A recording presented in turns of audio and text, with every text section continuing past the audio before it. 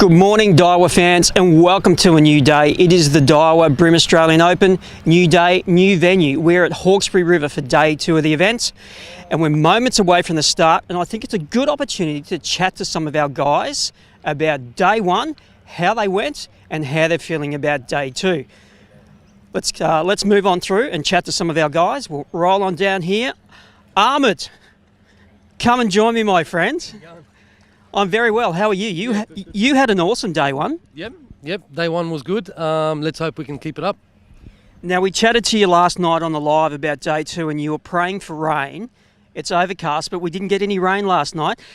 How much is this going to affect your bite? It's going to affect it. It is going to affect it. I've just changed my whole game plan last minute, so let's hope it sticks. Does that make you nervous when you change it at the last minute? It is I'm very nervous. So the first 2 hours, I don't know if I'm going to get any fish, but I'm going big. So let's hope it works out. Now, of course, we're doing live today, 10 a.m. to 1 p.m. Are you going to be in an area where we can get you on the phone? Possibly. Sometimes there's no reception where I am, but it should be all right. All right, I can't see any lures tied on, so you're keeping your cards close to your chest, mate. Good luck. He had a solid day 1, praying for a solid day 2 for him. Another guy with us, Daniel Bonacorso, red hot on day 1 on the harbour. How you feeling about day 2 on the Hawkesbury, mate? Yeah, I'm pretty relaxed. I don't think I'll get as big a bag as what I did yesterday, but yeah, I can just go out there and just see how I go. Now, we just chatted to Ahmed, and he said he's had a late-minute change to his plans. He was praying for rain. You were doing the same thing. Yeah. Look, I think with the overcast conditions, it'll still be all right. Yeah, I've sort of just mixed up my game plan as well a little bit. Yeah. Can you give us a bit of an insight into what you might be throwing? Again, I'm going to be jump fishing. I don't want to say too much because Ahmed's listening, but I'm going to be throwing a mix of lures, topwaters, cranks, plastics, and I'm going to be travelling a bit today. Yeah. All right, and hopefully we can do a cross to you and see you put some fish in the well. Yeah, we should be able to, maybe sort of around lunchtime. I don't know if I have coverage in the morning, but yeah.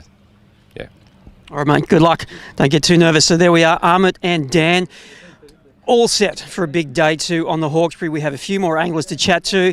The man that we do want to talk to is our day 1 leader, Jamie McEwen. He is defending champion, and boy, did he start his title defence with a great first day. He's around here somewhere. Let's see if we can track him down.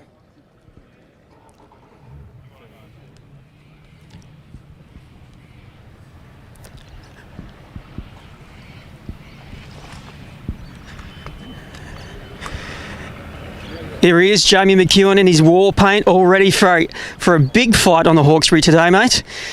Come on, I don't want to get my feet wet. Come to me. How you feeling? Yeah, pretty good, mate. Pretty good. It's just today's just about me keeping up, I guess. Hawkesbury's not my strong venue, so I'd be stoked with 3 kilo. I'll be stoked with 5 fish first, and then 3 kilo would be good. And I just need to sort of stay around that pointy end. I don't expect to be sitting in first after today, but we'll see. Now, 2 years ago when you won this event, you were second after day 1, second after day 2, and you charged through the win on day 3. Yep. Now, by your own admission, you're not really confident about Hawkesbury, No. but you did find them 2 years ago. Yep. The areas that you fished 2 years ago, is that where you're going today, or new water? No, exactly the same. Not changed it. I haven't been here since then, so I don't know what sort of goes on here that much. So I'll be heading into Cowan to do some top water first. I love fishing top water, and then I'll get out and go upriver. Probably around 8 o'clock, I guess, 9 o'clock. So we have a very talented field, 24 anglers, and it's pretty close. You've got a 700 gram lead above second, but below that it's pretty tight. Who are you worried about? Who do you think's possibly going to run you down? Oh, mate, it could be anyone. Like, it's the bags that are possibility to come out of here are huge. So it's, as 3-day tournament, it can be anyone in the top 10 can sort of get up, and even outside of the top 10 it's pretty close too. So I reckon Hickson's really experienced on the Hawkesbury, won the grand final here.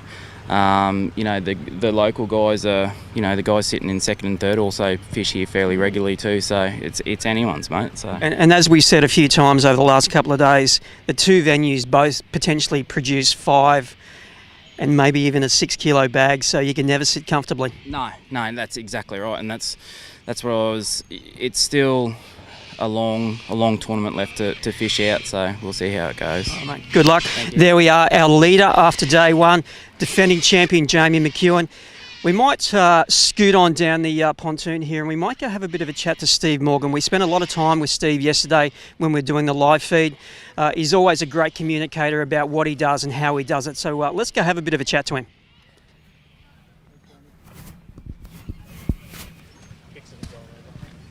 Oh, he's coming? All right, we'll do a quick chat to Steve and then we might talk to Chris Hickson.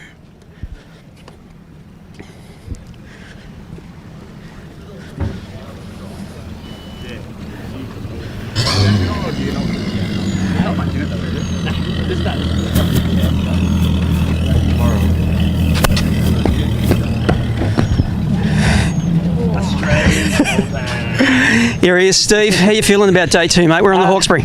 Yeah, Hawkesbury's awesome. I pre-fished here. I love fishing the place. I get to fish it about once every, 2 years. Went for a practice day, eating top order, so guess where I'm going to be today? Cicada country. Yeah, I hope so. Look, cicadas or bents or whatever they're going to eat. It was funny, it used to be always cicadas up there, but last time I went, bent minnows went all right. So it's let the fish tell me what's going on, and hopefully I get those big blue noses coming up and slurping those things down. And, we get big bags and potentially, those record-setting bags on the harbour and the Hawkesbury. So this tournament is not a fait accompli. We can't just assume that Jamie's going to run away with it. Oh, no, and we've been telling Jamie that too. Watch out, mate. The guys are going to come and get you. But, look, it's because there's two venues. It's no one's got the juice on both of the spots. And we're talking to Jamie last night, and he's got a solid plan, but it's, you could easily come in with 2 kilos instead of 4 kilos.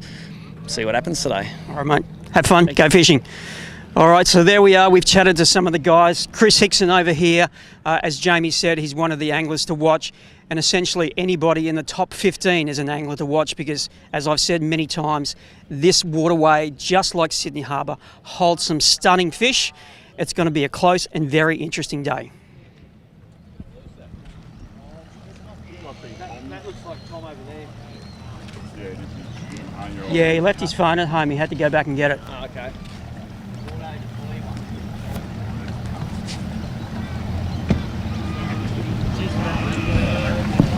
Look at the Ronin. It's so heavy, man. My arm is like dead. Just like zip tied to your penis. Yeah, I got a fishing belt so I could sit in there. A gimbal belt. Just the other side of the Ranger. Literally, they call it a gimbal belt.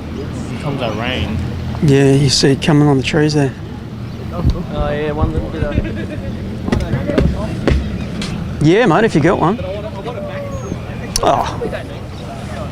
Yeah, you say that now.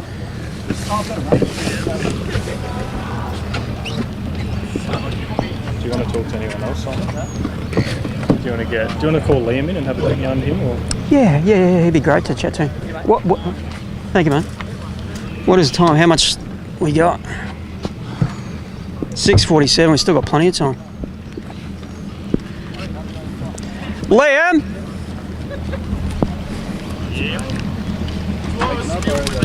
Oh, do you need that or? No, it's for you to keep the water off the lens. Jeez. Just to make life a bit funner with holding it with one arm. Yeah. Everybody's putting their wet weathers on.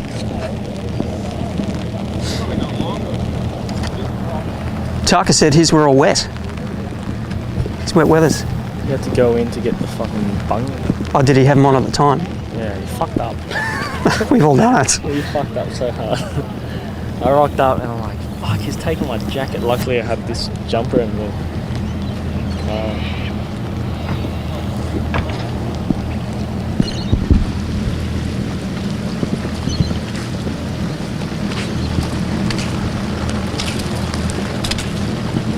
Can we just have a bit of a yak, mate?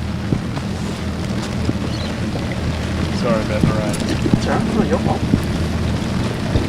Are you right to go live today as well? You'll have to send him the What link. was your name, mate? Sorry? Nathan. Nathan. Right, yeah, we'll... Because for some reason the app won't log in on mine. I downloaded the app. That's okay. Nicole said she's saying something else. Okay. We'll get Nicole to have a yarn to you and stuff when we go live. Are you going to have service today?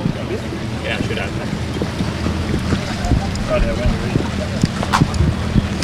All right, with us we have Liam Carruthers, the short and tall of it all. Liam, we were chatting before, mate. You're probably a little bit disappointed with day one. It didn't quite play out with how you were hoping. Yeah, mate, 100% disappointed yesterday. Australian Open's a 100% conversion sort of tournament, I believe, and it's a test of the true anglers. So whoever wins the Open usually really earns it, and you can't make silly mistakes. Yesterday I made some rookie errors, boat positioning. I was pretty rusty on the water, so I'm hoping those lost fish don't bite me. Today is moving day, and the Hawkesbury is renowned for big bags, so we'll see how we go. Now, you're in good form on this waterway. The last time there was a tournament here, you won that. Granted, it was a teams event. Yeah, that's correct, mate. So fairly similar conditions, sort of coming off a big swell, and I really hope that what we did in the bets not that long ago can sort of replicate today. There's some big fish in those areas, and again, finding the fish is one thing, but extracting them is another. So we'll have a real hot dig. We'll position the boat a lot better than we did yesterday, and main thing is we'll have fun, and it's all go from here. Like, I got nothing to lose and just got to swing hard.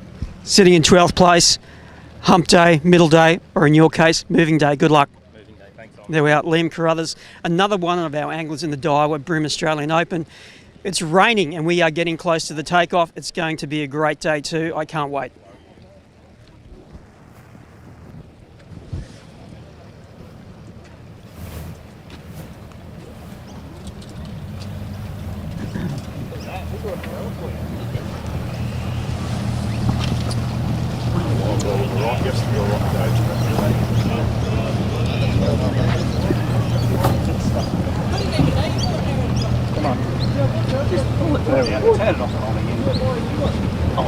These things are like, just set them. Like, it's just. I just supposed to hold them like two hands like this, I suppose. Yeah, like when my arm is shaking, it's got pump on it. It's alright because it gimbals it for you. You're holding it like this and you get to the clear. But it's good, like you can see, like you can move on.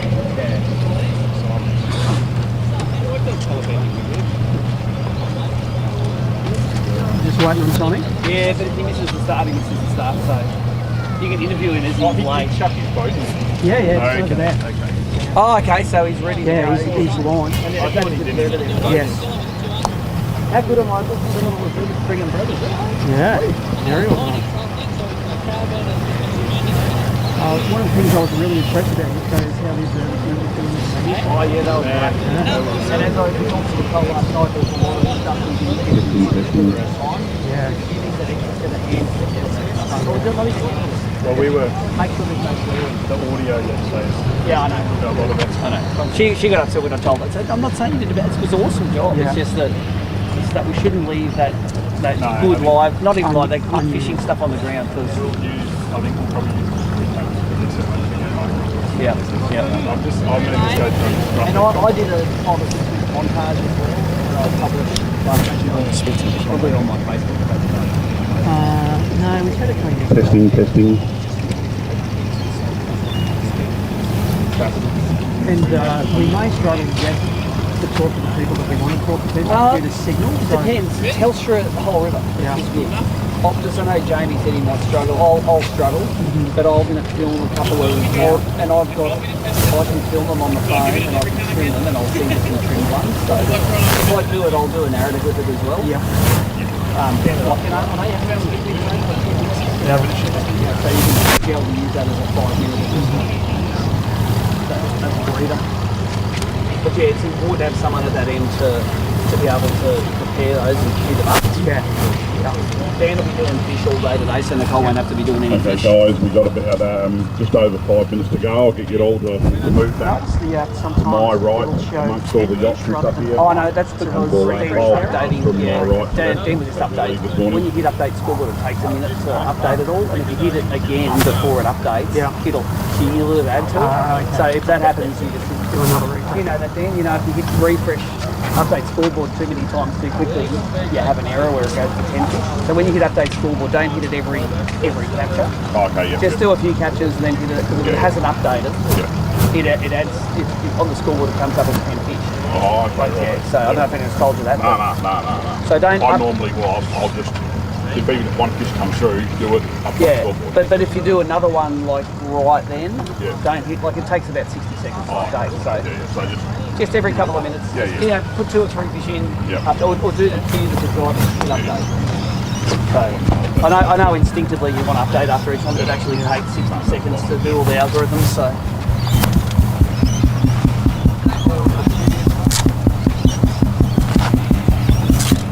Hey, Braden. Tommy might have to be checked out on the way out. Yep. Got 5 minutes.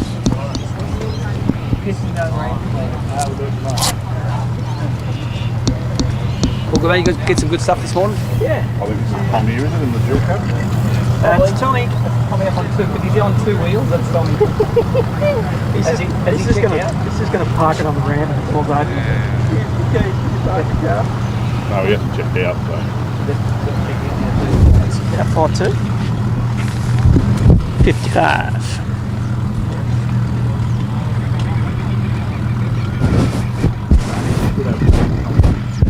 Well, he's just pulled up, so you're right there, though. You're pretty fine there. Yeah, just let him come in and put his boat in. His boat's there, yeah. He just had he's got his phone. You know what this generation's like, mate? If they haven't got their phone, they fall to bits.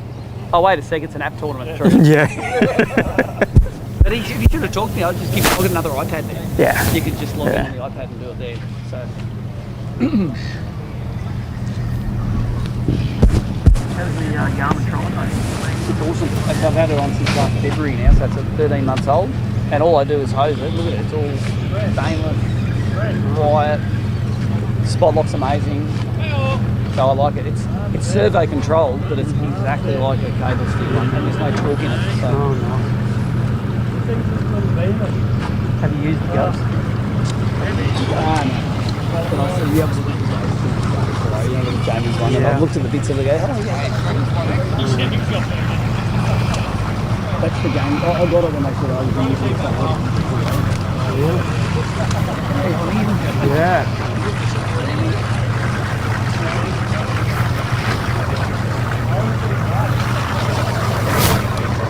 I want to see it stop for a breather halfway to the boat.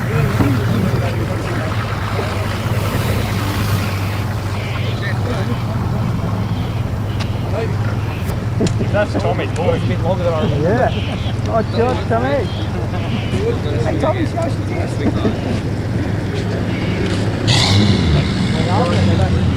minutes. Get it when you start on the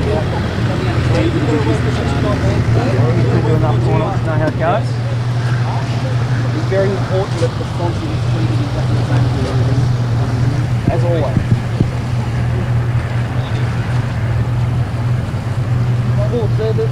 The only one didn't quit broken. Okay, guys, about 2.5 minutes till we take off. Pardon? Andy Chew.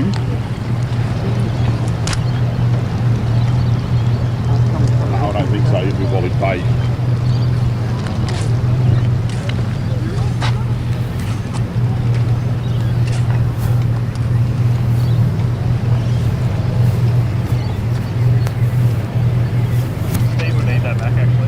Yeah. Thank you. All go? Yep. Here's your umbrella, mate.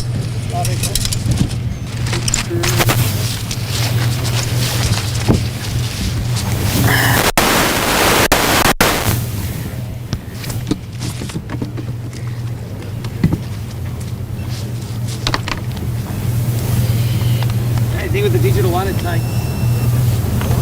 couple of seconds to boot up. Ah.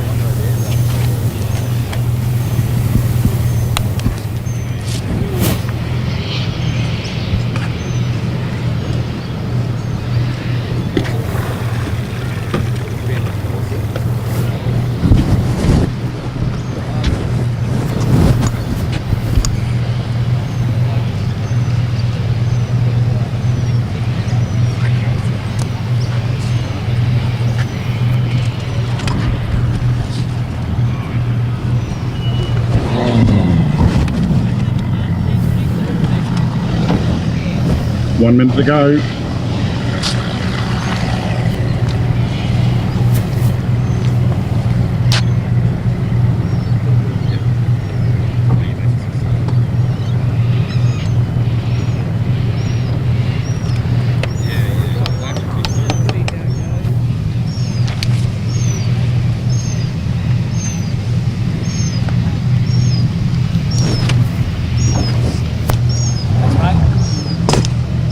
30 seconds.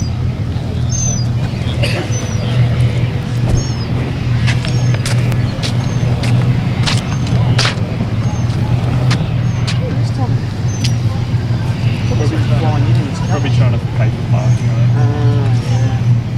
Took red like 5 minutes. 10 seconds, guys. Parker didn't pay for parking. He hasn't. Because he said, oh, Okay, the Jamie. machine's fucked. 2, So I might 1, go pay for it. go. Number 1, Jamie McEwen. Yeah, I'm going to stand next to... Number 2, Ahmed Mahfood. Number 3, Daniel Bonacorso.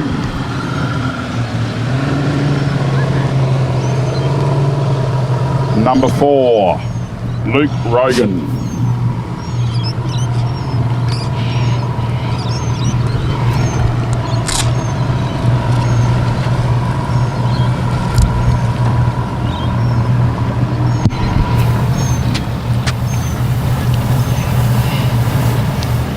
Number 5, Michael Kolatoris.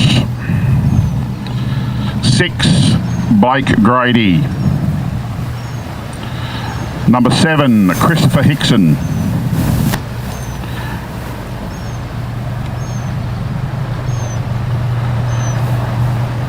You go, Chris. Number 8, Mark Crompton. Keep pushing up, fellas. Let's go.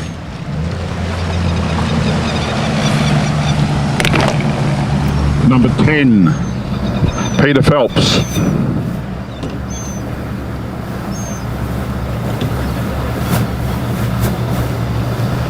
You turn me up just a little bit, Simon. I think they could hear. Number 10, Peter Phelps. Number 11, Jamie Johnson.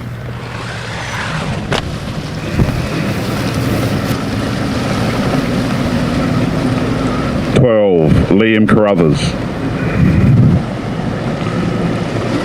13, Brett Crow. 14, Wally Fay.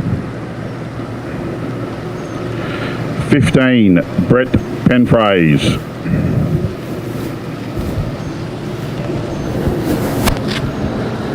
16, Frank Carabetta.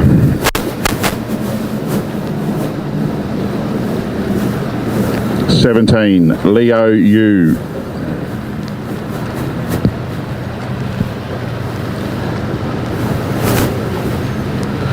Number 18, Steve Morgan.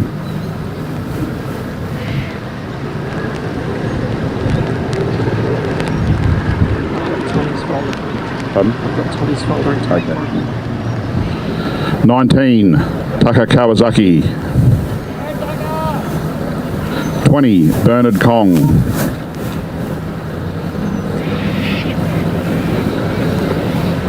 21, Dennis Metdorf.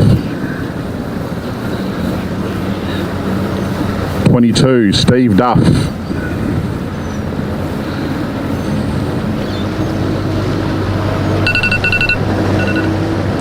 23, Travis Ryan.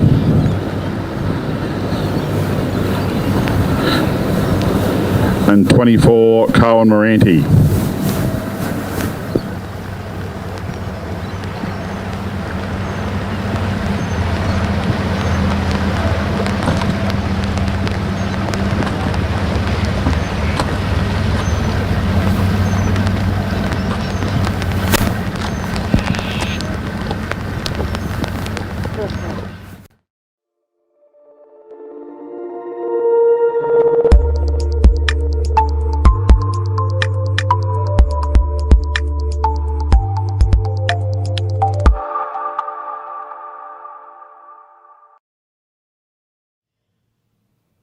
Good morning, tournament fans, and welcome to day 2 of the Daiwa BREAM Australian Open. Once again, we are at Daiwa HQ. There's no rain in the studio, but there is a little bit out on the courts for the anglers today. Now, of course, you have just finished watching a recap clip of the start from this morning. 24 anglers made the start line. A little bit bleary-eyed this morning after a big day on Sydney Harbour. Of course, the Open is a 3-day tournament, 2 days on Sydney Harbour, one day on the Hawkesbury, and that's where they are today. It was a slow start in many ways. We had a couple of anglers who, one of them forgot to put the bungs in his boat, and one of them left his phone at home. And of course, having your mobile phone is very important because the scoring for this event is done via their mobile phone and the app. And the great thing about using the app is you have live scores that you can watch throughout the day. And speaking of live, we are live in studio each day of the tournament from 10 a.m. until 1 p.m. We are going to bring you analysis and live footage from out on the course each day of the tournament. So it makes for a special event. So it's a great way to spend 3 days in Sydney watching some of the best bream anglers in the country do their thing. Now yesterday we were on the harbour. We had pretty good phone signal and we could keep in touch with most of the anglers, and we had constant scores coming through. Of course, the Hawkesbury is not quite so gifted when it comes to phone coverage. So when you're watching the scoreboard, if you're seeing anglers perhaps not featuring on the scoreboard, it's probably a reflection of their phone service far and wide throughout the Hawkesbury today. So we may not see them feature on the scoreboard until a little bit later in the session. Nonetheless, we've had plenty of anglers punch scores through today.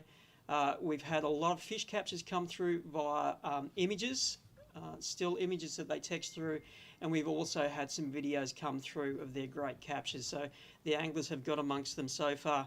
Couple of the standouts that popped to mind: Wally Fay caught a 41 centimetre fish this morning, a good quality fish. And of course, the scores via the length weight curve, a 41 centimetre bream comes in at 1.54 kilos. So it is a solid fish. Ahmed, who was sitting in second place.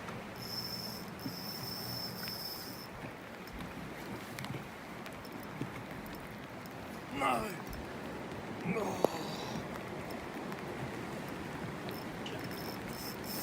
Come on, boy. Good girl. I don't have to boy or a girl. No.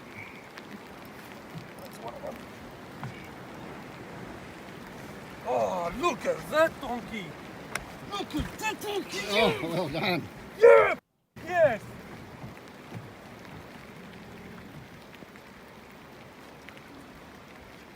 Oh, look at the girth on that thing.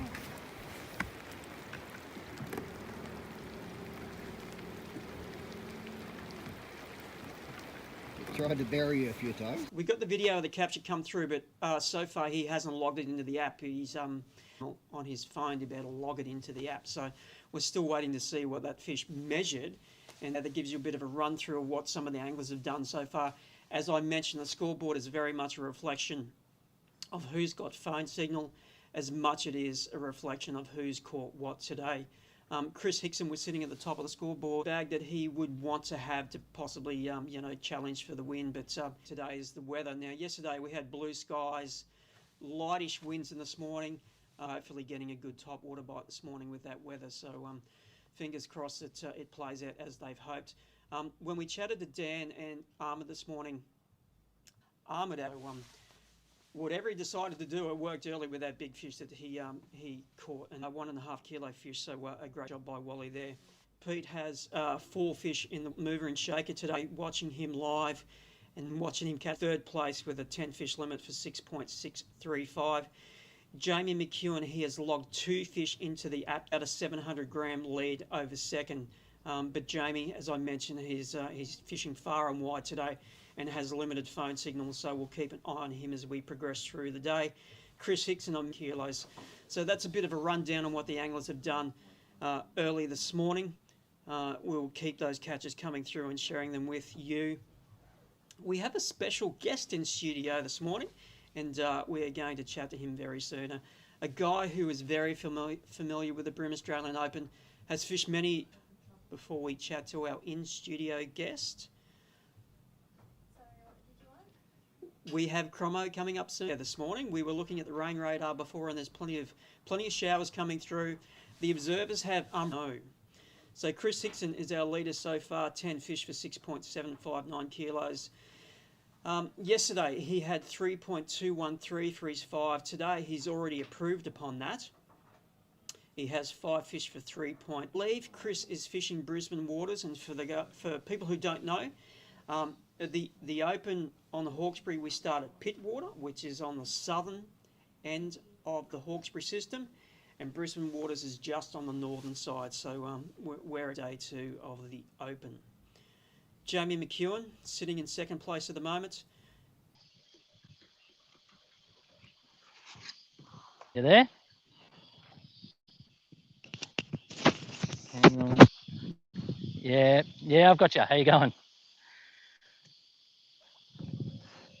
Yeah, it started. I got wiped out a couple of times, so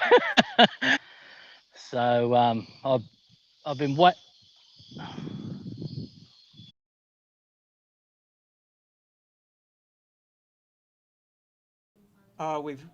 We've lost him, so we're going to try and patch him through. Phone signal can be very difficult on the Hawkesbury depending on who you have your phone service with. So we're going to try and get Mark up again. So we have the scoreboard on the screen there. You can see Chris Hickson at the lead with 10 fish. Jamie in second with 7. Michael Colatouris full limit today.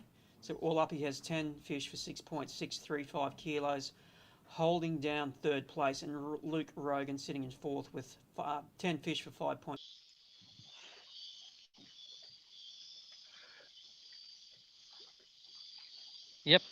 Yep, you got me. Yep. You good?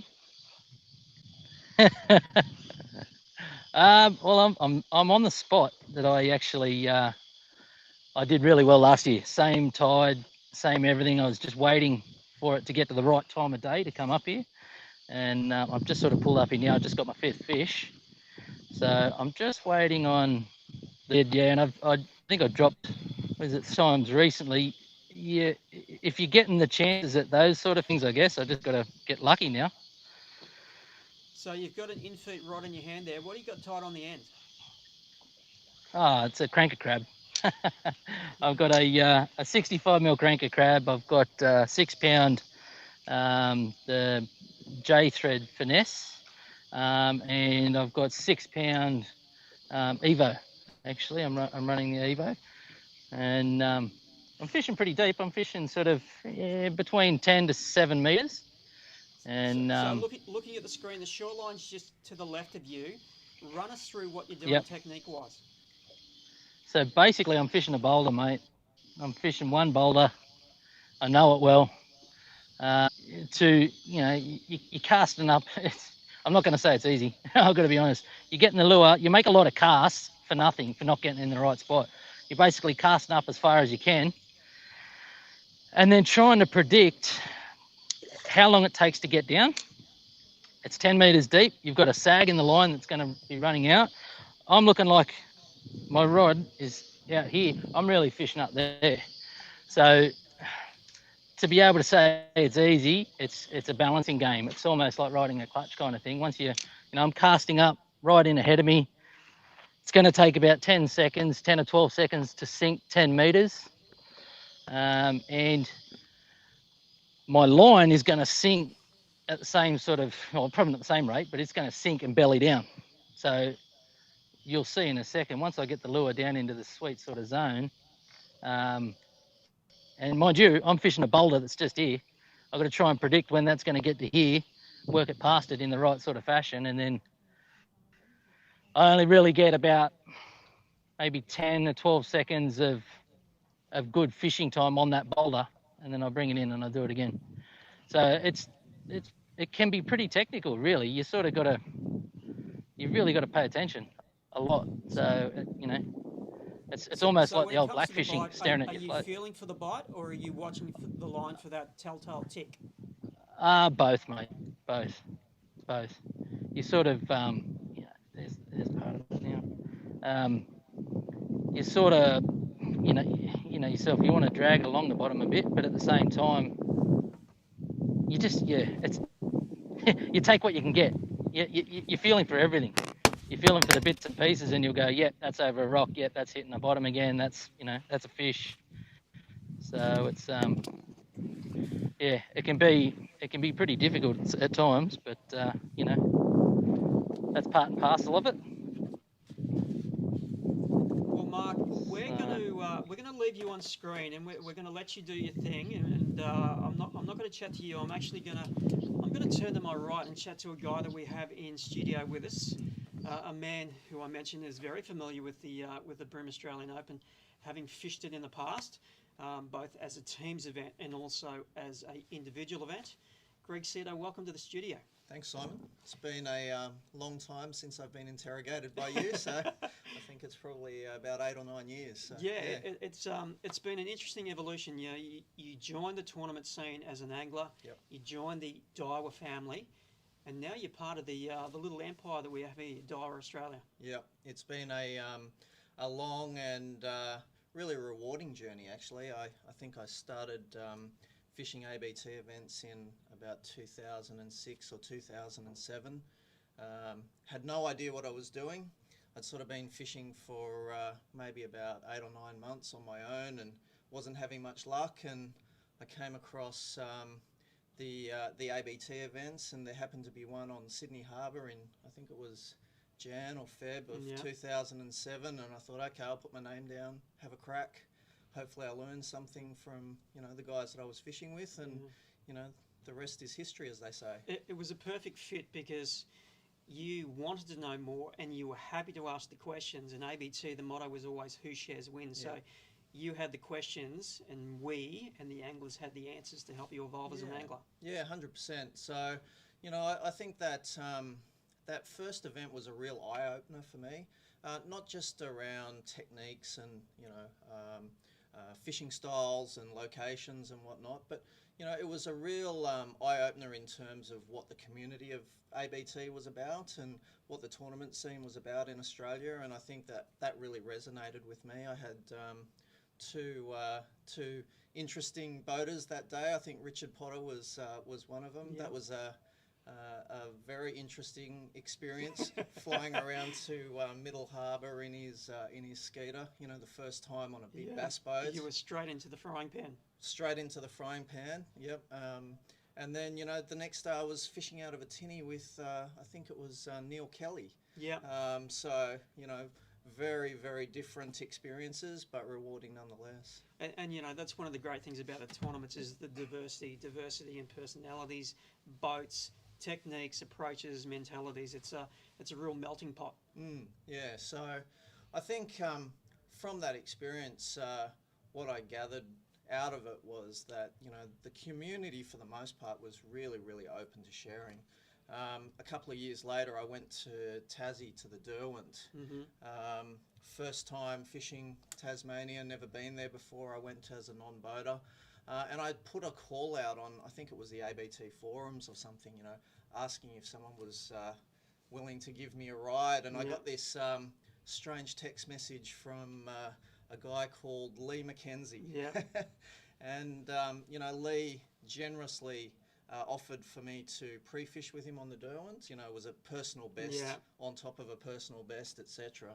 And it was just a really, really magnificent experience. And to this day, Lee and I are still mates.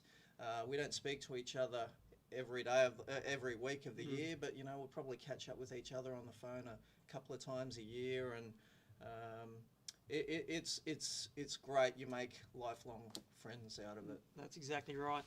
And you connect with the people, and you as a developing angler, you also connected with a brand, and of course that brand was Daiwa. Yeah. So very early on, me, just like you, and I think I guess it's like any tend to resonate with the values, focus on the fine details.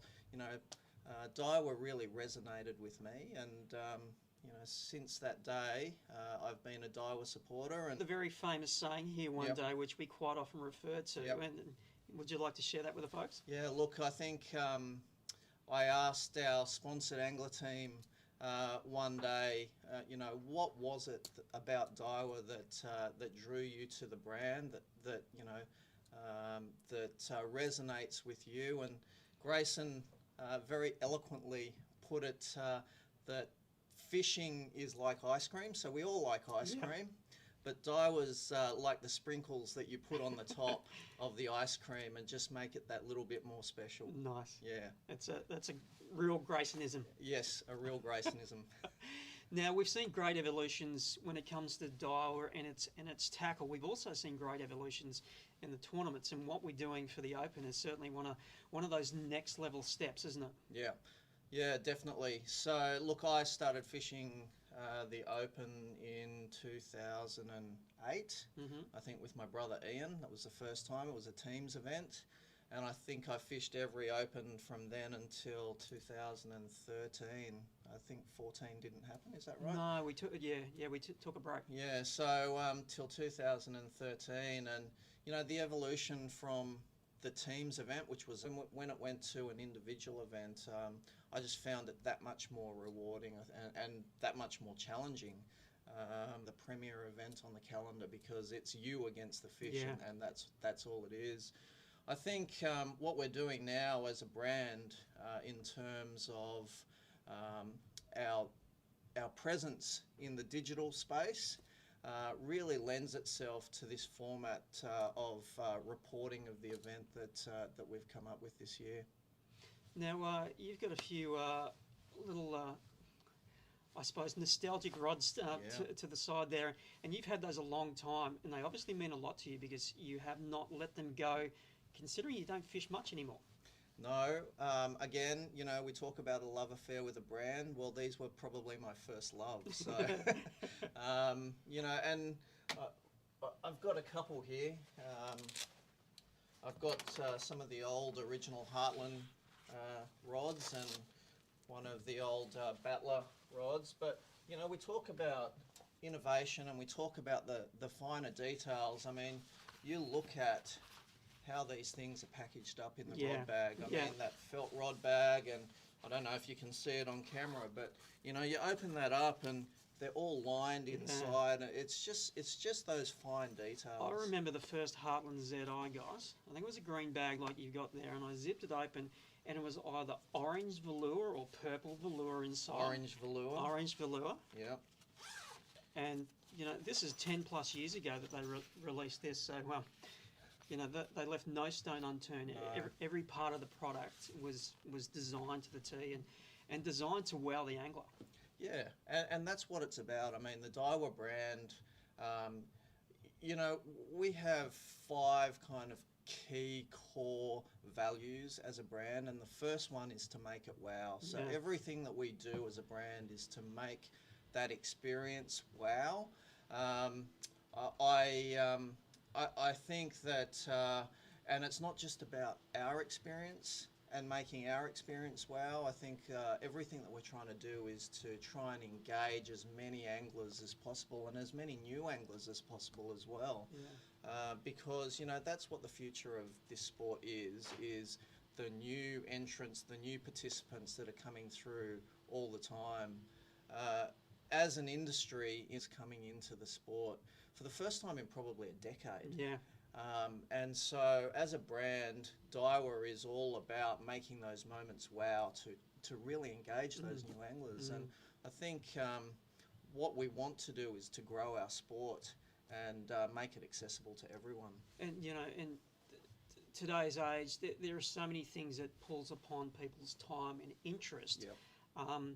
You know, with COVID, we've had, you know, in the last, you know, 12 months, a lot of people have sort of gone back to those more traditional activities, you know, the outdoors, and in our case, fishing, and it was very satisfying to see people, you know, connect with what, you know, something that we love so much. Yeah, it has been really satisfying. I mean, I've always been passionate about it. You know, I think that ABT, the values of ABT are obviously pointed in that direction as well. You know, that who shares wins motto. As a brand, Daiwa has had a long association with Hobie. Hobie also has a very, very clear focus on trying to increase participation in the industry. You know, I think that Hobie does it really, really well. I think that, you know, ABT has always done it really well. When I was fishing back in the day, more so than what I am now. You know, we started what was the first digital blog in Australia that revolved around fishing, and the whole focus was about making fishing accessible to everybody. You know, my brothers and I, you know, Chris and Ian, and you know, eventually Josh Carpenter and Vic Lear joined us at Lure and Fly. You know, I would say that, you know, the fact that I got involved with ABT tournaments was probably a little bit out of the ordinary, coming from from nothing, on a zero to hero kind of thing. Yeah, it can be really hard for people, you know, that they're standing on the outside, they're not really sure about how to take that step. It can be intimidating. And you guys, like many, you know, millions of people throughout the world, could have stayed on the outside, but you took that step and you asked the questions, and that's what we want people to take the step. And ABT motto, who shares wins, and then making that information around fishing accessible to everybody. The angler now is an influencer. Yeah. We were in the industry probably one of the first influencers as we know them now. Yeah. It's evolved a long way since when we were there. But, you know, Daiwa is all about making fishing accessible to everyone and giving everybody that fishing experience. Now, you mentioned that you guys were relatively inexperienced when you came into the tournament fishing landscape. You guys acquired those skills quite well, and your brother, Ian, he actually won the Australian Open twice. Yeah, bugger. Back to back. He's the only person ever to do it. Back to back. I think the first year he won is probably my most memorable Australian Open.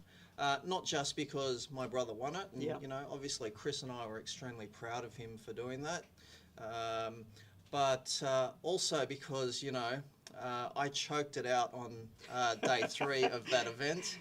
I think I went into day 3 sitting 40 grams behind Russell Babacule, across a patch of fish at the end of the second day, and I think I upgraded maybe 3 or 4 times on this patch of fish, and stupidly in hindsight I said to myself, I'm going to leave these here for tomorrow. Yeah. And guess what? They weren't there tomorrow. They weren't there tomorrow. So look, it's you know, that's one of the beauties about fishing these events. You know, you've only got yourself to question later. Yeah, and that's one of the fun things that I get to do as an analyzer of the sport and what the guys do in the water. You chat to them, you know, at the end of the day, like 2 o'clock after they've done it, and they reflect on their day. Speak to them again the next morning, and they spent the whole night running it through their head. What I should have done different. I should have ying when I yang. It's fishing is as much about tournament fishing is as much about what goes on your head as what's in your hand. Yeah, definitely.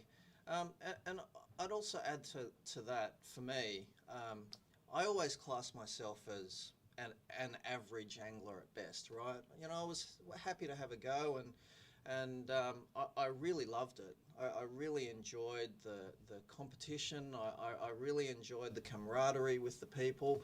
But, you know, for me, I never went in there with expectations that I was ever going to be at the pointy end. And to be sitting there 40 grams behind first place at the end of the second day, you know, that really plays on your mind.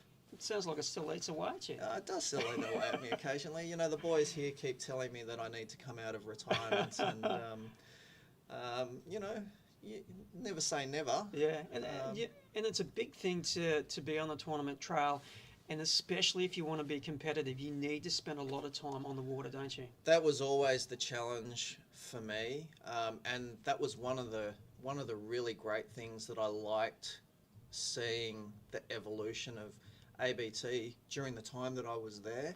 I think that when I first came along, the guys, and then over time as my kids came along, we ended up turning them into family road trips. Yeah.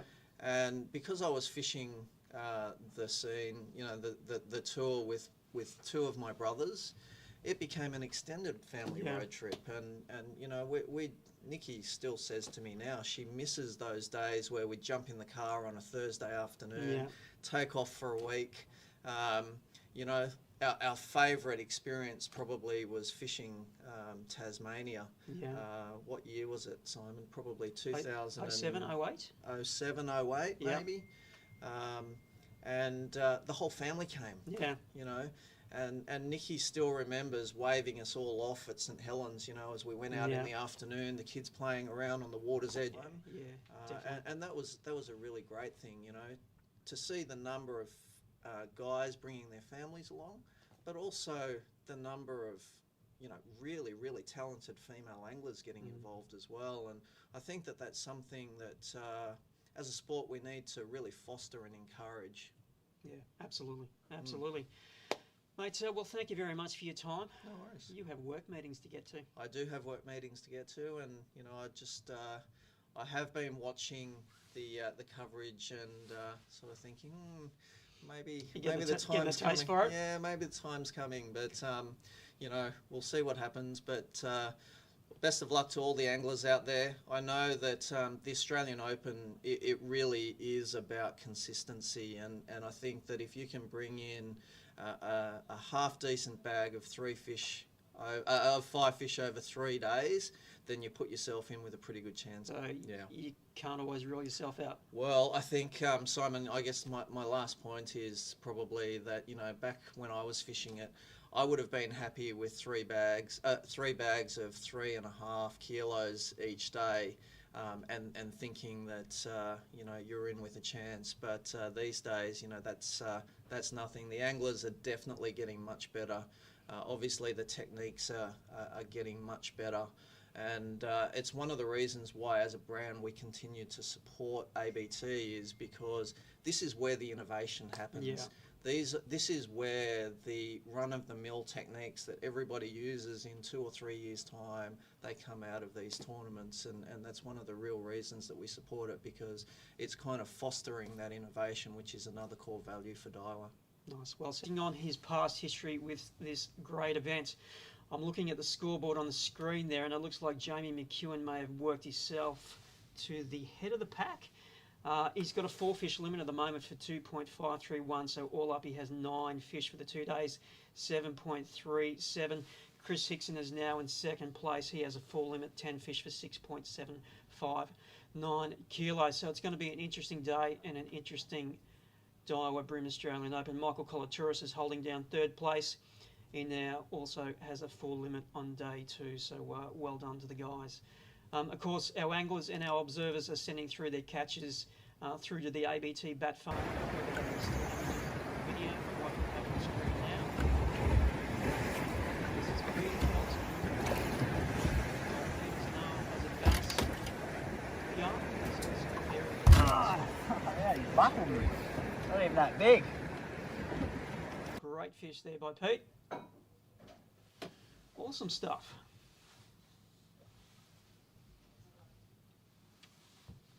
All right, I'm going to bring the tournament up on my tournament app up on my phone, and we'll have a see what some of the recent catches are that we've had come through. Just bear with me while I scroll down and get the data. So on my app, I have the last 10 catches that have come through. So Luke Rogan is the most recent angler to submit a catch. Taka Kawasaki is he has had 2 fish in quick succession, one at 10:43 and one at 10:50. So Taka is amongst them. Dennis Metzdorf there from Luke in the 3 fish actually in the last 10 catches. So Luke's on a bit of a roll at the moment as well.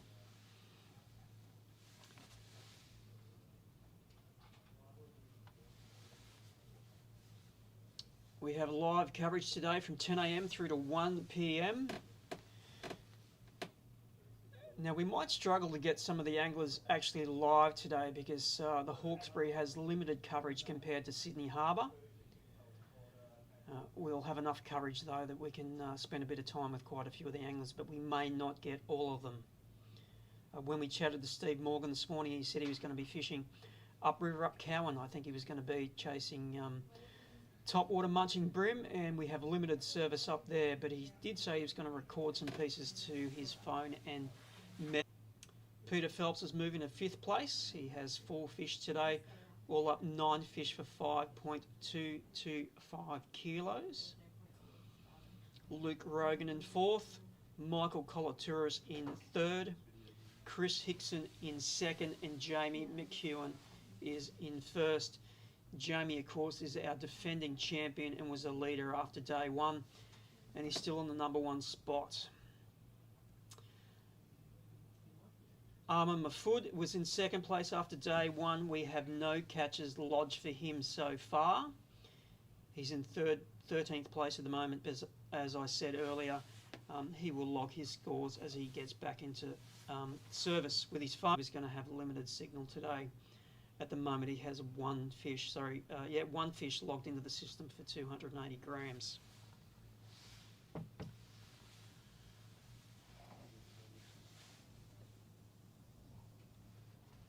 Looking out the window here at Daiwa HQ, it is a lot cloudier and overcast on day 2 than it was on day 1.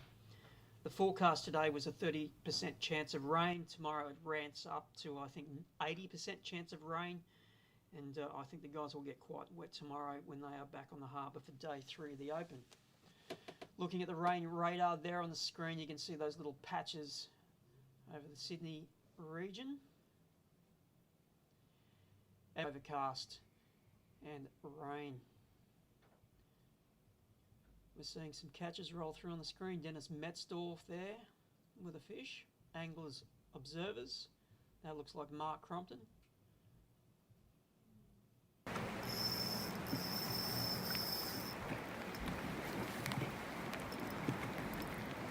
No! No!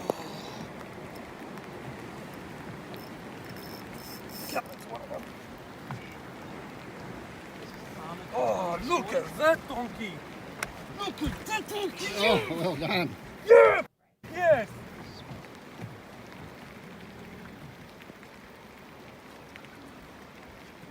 Oh, look at the girth on that thing! Wow, look at that! Another 4 more. Look at that, that's a 1.5 kilo. At least! Turn it up to 11.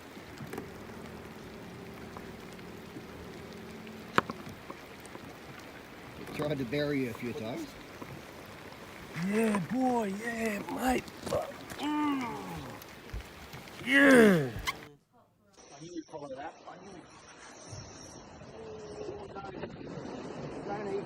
Don't even. I'm not gonna swear!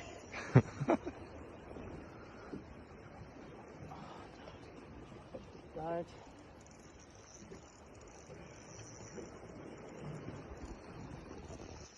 Keep following it back out. That's a good fish.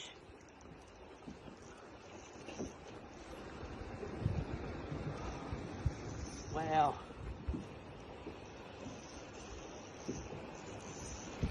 Billy. Yes! Woo! That's a good start. That's a good start. Let's get us out of here. Oh, he's a keg, he's a keg, he's a keg.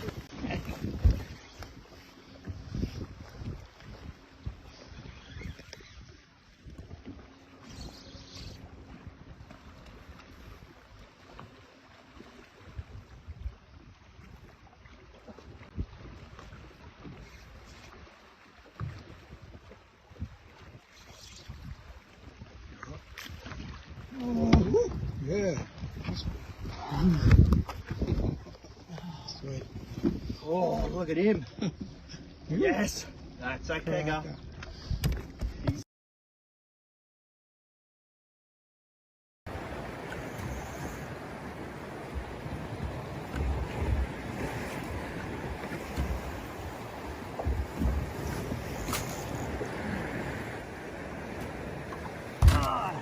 Yeah, you buckled me.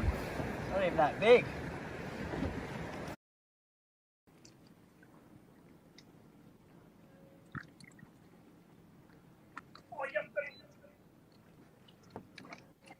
That's the stuff.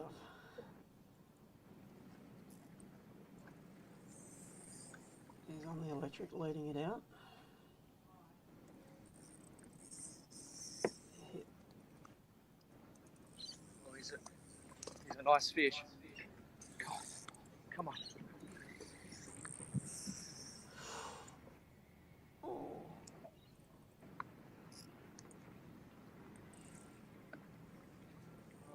Baby. Come on.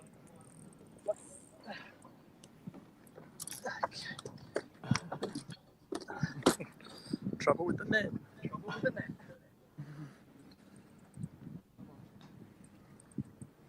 Oh yeah, he's a keg. This is what I need.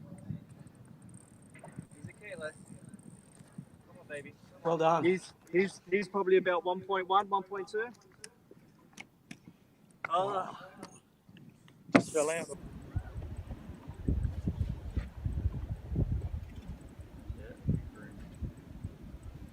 Where is it? Yeah, it is.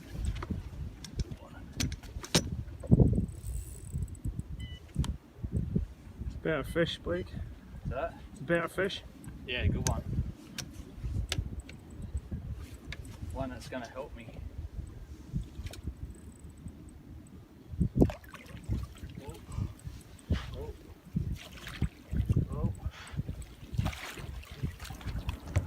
That's how you go fishing with the worst net job ever, but we got it in. I got it on camera too, sorry. Ah, beautiful. Oh, mate, I'm not ashamed to make a fool of myself. As long as I get these things in the boat, I don't care. Woo! Beautiful. You'll have the chance for showers or thunderstorms and also little disturbances rumbling along this thing will bring us a chance for rain.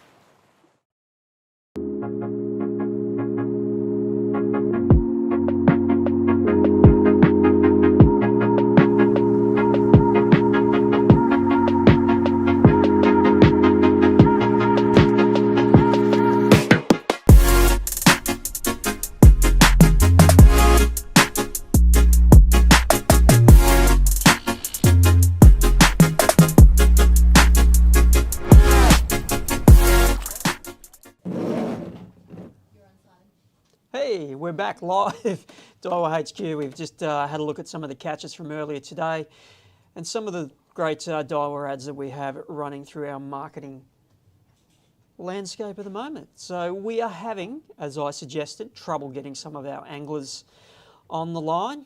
Limited phone service out on Hawkesbury. It is a big system and a long way between towers, sadly. We might have one teed up very soon though. Do a bit of a recap. Our day 1 leader, 2.53. 9 fish in the can for 2 days, 7.307. Chris Hickson, he came out of the gates lightning fast this morning. He has a full limit today for 3.546. He's holding down second with 10 fish for 6.759 kilos. Michael Collatouris, full limit day 2, sitting in third place, 10 fish for 6.635 kilos. Luke Rogan in fourth, and Peter Phelps, our very own bass man, he is sitting in fifth place with 5.225 kilos. Cromo, another one of our Daiwa guys, in sixth place with 10 fish for 4.87. Got a 5 fish limit today, Only a small limit so far, 1.66 kilos. Kicker fish in his bag, 930 grams. Standout fish that we've had come through today is Wally Fay, 41 centimetres it was. A cracking fish. He has three fish in his bag this morning for 2.268. He's sneaking into the top 10. He's currently in 7th place. We have 4 big brim prizes for the tournament.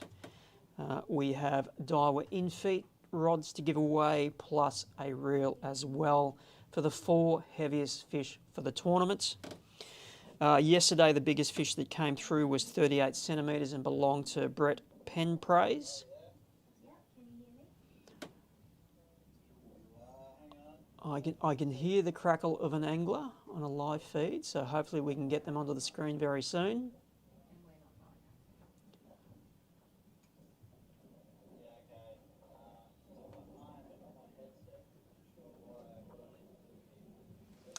Now, the Bream Australian Open has been running since 2004. It initially started as a 3-day teams event on Sydney Harbour, and then we ran that for a few years. It took a bit of a hiatus in the mid-2010s, and it made a comeback in 2017. Reintroduced, thank you to Graham Franklin, who was instrumental in getting that event up and running. It was a teams event, as I mentioned, all the way up until 2010, and then 2011 we swapped it over and made it a boater-only event. No non-boaters, just the boater all by themselves with an observer in the boat to keep them honest and also take care of any media that we could get them to do for the event. We have a few multiple winners of this event fishing this tournament. Steve Morgan has won it both as an individual and also in a team. He won it in 2010 fishing with his brother Tim. Chris Hickson has won it as a boater as well. In 2011, Chris won that event. And Ian Cito, brother of Greg that we had on before, Ian won it as well 2 times, 2012 and 2013, when it was both the Daiwa and then the following year it was the Yamaha Bream Australian Open. All right, sounds like we are going to have Michael Colatouris with us very soon. We spent a bit of time with Michael yesterday afternoon, probably longer than we spent with any angler doing live yesterday, and it was great. It was great viewing. We got to hang out with him, let him do his thing, and we also saw him catch a great fish and the emotion of getting that solid fish into the boat.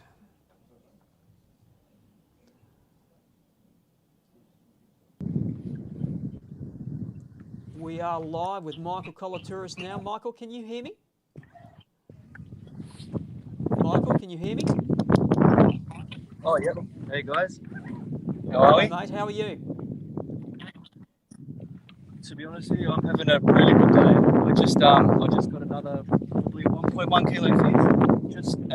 Just as Braden got off the phone to give us the heads up, we just landed another 36 forks. So yeah, I'm pretty pumped. Sitting in second place, mate. You have 10 fish for 7.248 kilos. Your bag today is bigger than your bag it was yesterday. It's always nice to get a heavier limit each day, isn't it?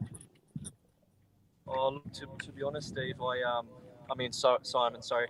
To be honest, I felt much more confident going into the Hawkesbury than what I did the harbour. I social fish this place more than I do the harbours. Familiar with this place, and I really enjoy the tide.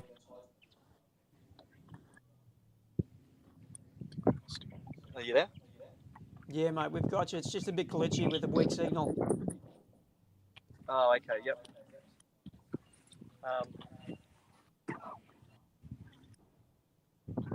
So yesterday, relaxed. Yeah, definitely much more relaxed.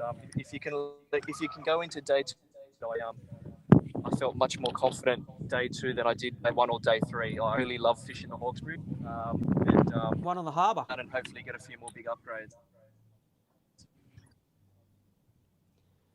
So, how are you expecting the rest of the day to play out? Is it going to get better? yeah, I think it will get better. I think to be honest, the fish will be fewer for the moment. Okay, so what we might do is I might stop talking to you. I'll let you get back to the fishing, and we might just sit here and watch you for a while. Yep, too easy. Thank you.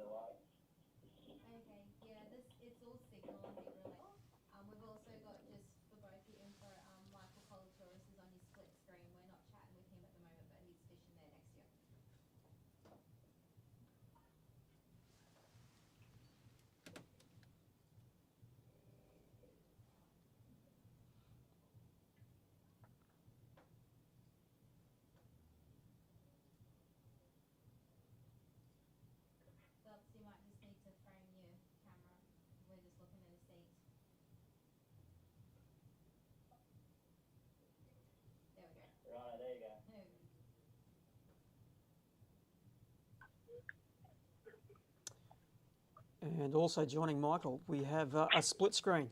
Michael, and we have Peter Phelps on the right of the screen. Have you got me there, How you Pete? doing, Simon? Can you hear me? I've got you. Hey, buddy. There is a little bit of a delay, mate, but we'll try and keep some form of a conversation going. All right, sounds good. How's your morning been? Run us through it. Look, there's one. He's not real big. It's been okay. I don't know what to expect on this place. I do have I think I've got 3 fish in the 30s and a couple around 25, 26 sort of thing.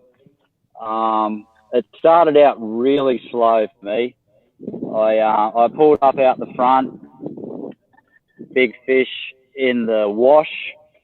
So I spent about an hour out there trying to get a big bite. And I did get a 34 out there. Tommy Slater was sharing similar sort of banks to me.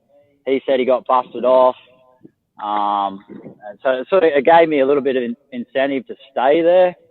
But unfortunately, yeah, all I caught was wrasse on a crankbait. Threw a crab around for a bit, no bites. So I did come upriver. I'm not very far upriver. I'm not sure if you can see where we are here, but this is the main Hawkesbury, and Cowan Creek's only sort of straight behind me here. I don't know all the names of the areas. But yeah, we're sort of just running these main rocky points here, and the crankbait's been serving me pretty well, actually. I haven't caught a ton of fish, but I've probably caught about 7 or 8 with a couple of nice ones in there. So it's been okay. I really want the tide to stay up so I can continue to throw this crankbait around. As I've said it before, I'm not a great crab fisherman. Like I can fish a jig for bass, but I don't know. I don't have a great deal of confidence in the crab yet. I probably just need to catch a couple of big ones on it to get. You've spent plenty of time throwing cranks for bass, and you're quite well known for that. How are you fishing your cranks for bream? So you need the right conditions for bream. It's very similar to bass. You need like a bit of wind, a bit of dirty water, because like when you think about a crankbait, they're not really eating a fish. They're just sort of pure reaction, and just trying to get a reaction out of them. I need this current, this dirty water that's coming out of the main river here, and we've got a bit of swell and wind pushing in as well. So while this tide is up, I'm hanging around on this shallow cover here. And yeah, it's a pretty basic technique. I'm looking for every little hole I can see, a little crack, just trying to land my lure in between them, and just it's nothing too special to the retrieve. It's just slow wind out, and you're really relying on that crank to hit the rock and force that reaction out of them. It's good fun, but it was pretty hairy this morning catching those. I got 234s in the bag now. I don't think I've logged one yet because I was out of reception. But yeah, it was certainly good fun on the light line, trying to muscle them out of all the cracks and the oysters and everything else. Yeah, it was pretty hairy. Now that kind of country can be very unforgiving when it comes to lures. Have you lost many baits and have you lost many fish? No fish yet, which has been good, but I've lost quite a few baits. I was telling Steve that bream fishing is definitely a rich man's sport. When you can sort of quite easily lose 4 or 5 cranks in an hour and go through $100 odd bucks. It's quite frustrating, especially if you hadn't caught a fish. That's what happened this morning. Sometimes I land those crank under the swell and, I'm not putting a 20-foot bass boat into the rocks just to get a $20 crankbait. So, unfortunately, you just got to make the sacrifice.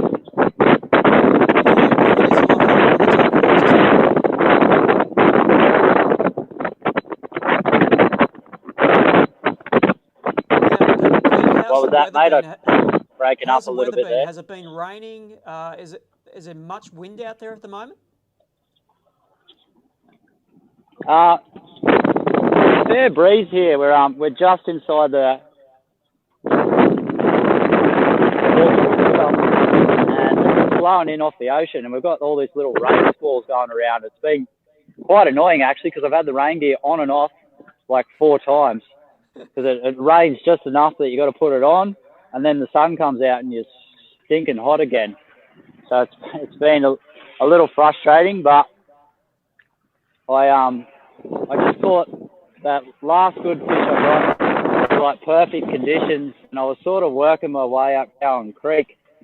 But the further I got up Cowan Creek, the less tide there was, the more glassed out conditions, and the clearer the water was. And I'm like, no, I'm going to utilise this weather while it's around and just try and come back out the front here to just to crank this dirty water while the tide's up. So yeah, the weather's okay. Like I like it. I'd prefer it to stay like this. I don't want it to glass out and get hot because I'm not sure how I'm going to catch them when this crankbait dies. Now, as I've mentioned, you've spent a lot of time chasing bass and you're starting to dabble a bit more in the bream. Is there much of a crossover in the gear that you're using between your bream and your bass? Yeah, for sure. We sort of throw similar lures. They're probably just slightly larger for bass. Like reel size is always the same, but rods are fairly different. I find I'll use a little bit lighter rod for the bream. This is an in-feet cranking rod. It's actually very light. I would never throw this for bass. And it's purely built just for cranking. Bream here, and it's all about, as we spoke before, about the deflection off the rocks and trying to draw that reaction bite. So obviously the big difference is there's no bait casters on my deck this morning. It's all purely spin rods. But yeah, you can obviously get away with pretty similar gear for both bass and bream. How much does it hurt not having a bait caster on board? Yeah, as I said yesterday, Simon, like I feel like I'm getting better with my casting. I don't mind using a spin. Like everyone asks me what's my favourite way to catch, bass or bream or whatever else. I don't really care. Like I like catching them always. It's just as long as I'm catching them, whether it's a grub or a topwater or whatever else. Like and that's probably the best thing I love about bream over the bass is 90% of it, what I've done so far is all shallow water stuff. So you can sit here and cast it, I'm looking at what I'm casting at. I'm not sitting out in a dam in 80 foot dropping grubs down to suspended fish sort of thing. So this is why I love the bream fishing. You can fish an edge all year round. So yeah, I'm loving the conversion. Over deep water, doesn't it?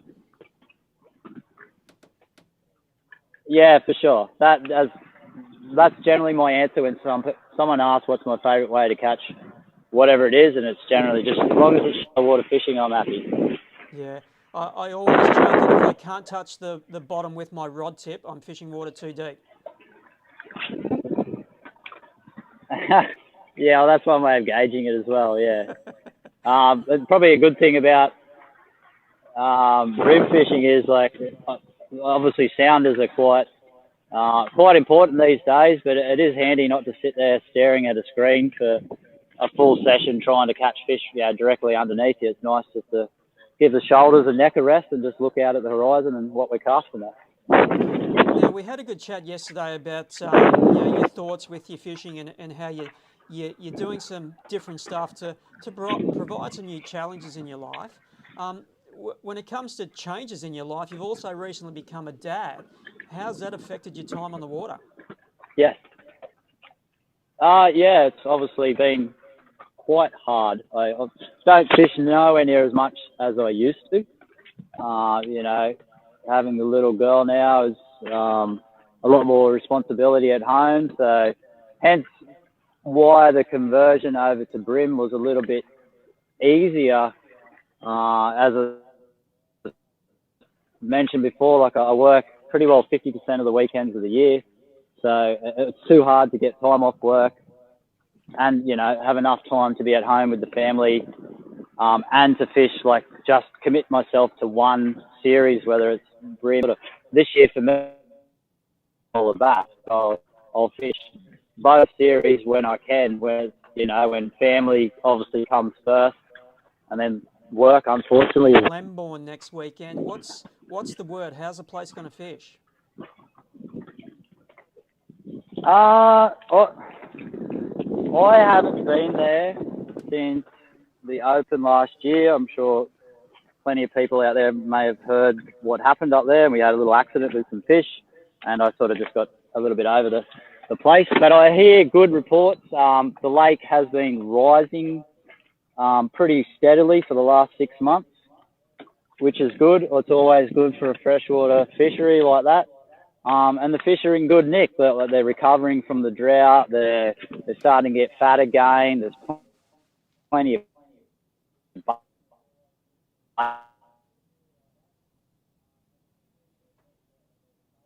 bait around. It's still going to be an autumn fish. It doesn't really matter what you throw. You've got a good chance of catching them anyway. And honestly, it's one of those tournaments where, such and such caught them on a grub and you're like, oh yeah, fair enough. Or, so-and-so sometimes outfishes. It's really going to play to the conditions next week. And the guys that can fish those conditions, they're the ones that are going to do well. And that's what I've heard. It's been hot and cold. Hot water bite has been insane up there from what I hear. But you need the morning where there's a bit of ripple on the water or that's overcast, and then you can throw top water for the rest of the day and not get a bite sort of thing. So it's going to be won by someone who's adaptable and, can fish those conditions. Family bassing there with Carly actually a couple of years ago, and it was around the same time of year, and we were catching them on a jerkbait, on top water, and grubs and jigs deep. And it was funny because our winning bag on the last day, we literally had one fish in the well with like 40 minutes to go, and we're fishing a jerkbait, and Carly just hates catching nothing, so she's like, let's go deep. And as we spoke about before, I'm not a fan of deep fishing, so I pleased her, and we ended up going deep, and I think we caught a couple of small fish, and then the wind blew, and I straight away I'm like, they're gonna eat on the edge. And we went over and jerkbaited edges and got two giants, and I caught one on a jig, and we literally came from nowhere and weighed a monster bag and ended up winning the tournament. So that's the potential Glenbourne has, someone that can like fish those ideal conditions. So yeah, making the right call at the right time. Now, I heard something really interesting yesterday about Glenbourne, that at the moment there's quite a few mice around, and that the bass may be keying in on the edges and getting stuck into them. Yeah. As everyone probably is aware, like there's a lot of stuff on the news and social media about the big mice plague that's kicking around in the Hunter Valley, or all of New South Wales, I think. Yeah, and that's probably going to play on the topwater bite. You know, they're a predatory fish. They're opportunistic feeders. You know, I'm sure if a mouse swims off the edge, they're going to eat it. You know, and I know guys that have been, you know, throwing like live target mice and things like that, and there's plenty of drowned grass and lots of vegetation up on the edges.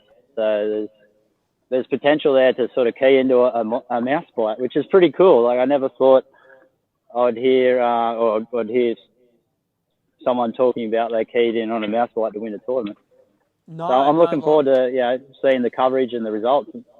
Yeah, like I've heard of mice plagues Are you affecting there, other mate? species, but never bass. So who wouldn't love to catch a big heavy sack of bass on a mouse replication?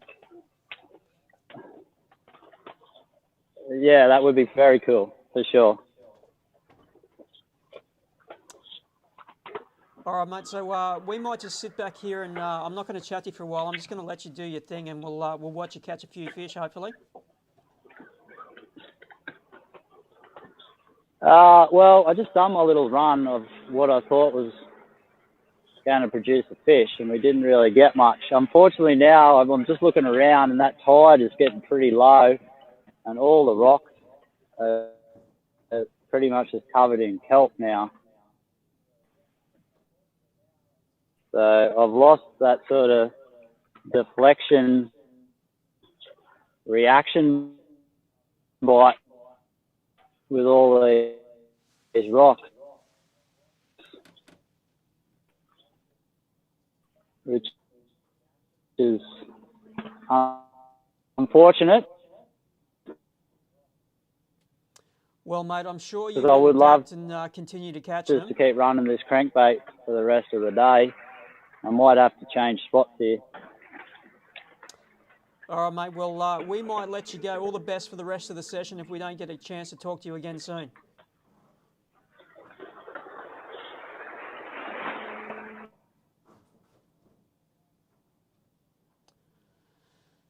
All right, Peter Phelps having another good day in the open. Today he's on the Hawkesbury, as all of our anglers, 24 anglers fishing this event. $12,000 we are giving away tomorrow afternoon, $5,000 for the champion, and they get to etch their name on that great perpetual trophy. Jamie McEwen is our leader at the moment. He's sitting there, 9 out of 10 for 7.307 kilos. Michael Kolotouris, he's had a great day too. He has 5 fish in the well for 3.866 kilos, holding down second place. And in third, Chris Hickson. We haven't chatted to Chris yet. We're still trying to get him on the line and find out how his day's played out. Today, Chris has 5 fish for 3.546. A good, solid improvement on day one. Yesterday, he had 3.213, so he's improved upon his day one performance. Wally Fay has moved into 4th place. And a big part of his movement today is that 1.55 kilo fish, his first one this morning, that he muscled to the boat. He has 5 fish today for 4.022 kilos. Luke Rogan has slipped down a bit into 5th. Tom Slater in 6th.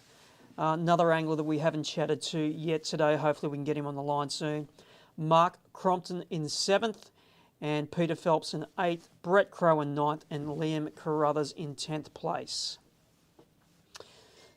Time, we have 11:31. We are 4.5 hours through the session.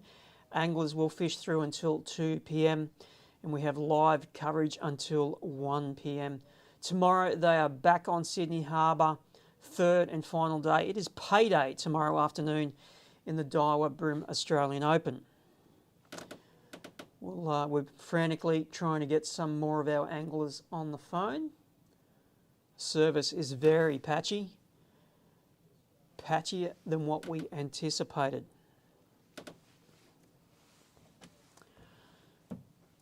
All right, I'm going to bring up on the app here and have a look at what some of the most recent catches are. See who's been onto a bit of a flurry of late.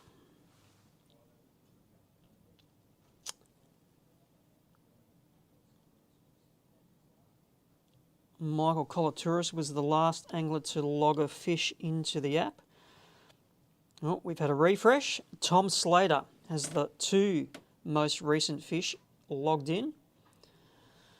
Brett Crow, Daniel Bonacorso, another one from Tom, Travis Ryan, Tucker, Cohen, Dennis Metzdorf and Wally have all featured in the most recent catches. All right, we have an update on the Big Brim. We have Big Brim prizes for the 4 longest and heaviest fish. Wally Fay has the biggest brim so far, 41 centimetres, followed by Brett Penpraise, put my teeth back in.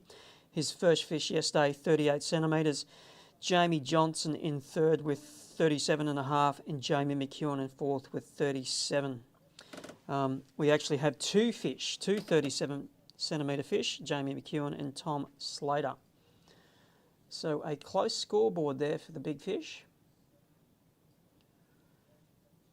Looking at the scoreboard on the screen there, McEwen with 9 fish, Kolaturis with 10, Hickson 10, Fay 10, Rogan has 10 and Tommy is there with 9 fish. So most of our top 10 have a limit.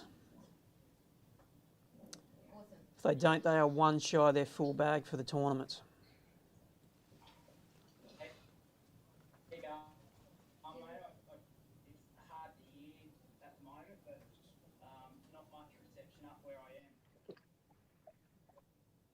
All right, Jamie McEwen, can you hear me? Yeah, mate, I've got you there. How are you, mate? How's your morning? Can you hear me? I've got you. Mate, it's been slow. It's been slow this morning. I've just got my 5th fish. It's not logged on the system, but I've got 5. The last one I got was a 33 forker, so I've got 2 small ones I need to get rid of fairly quickly. So heading off this morning, what sort of weight did you want to bring to the scales today? What did you have your heart set on?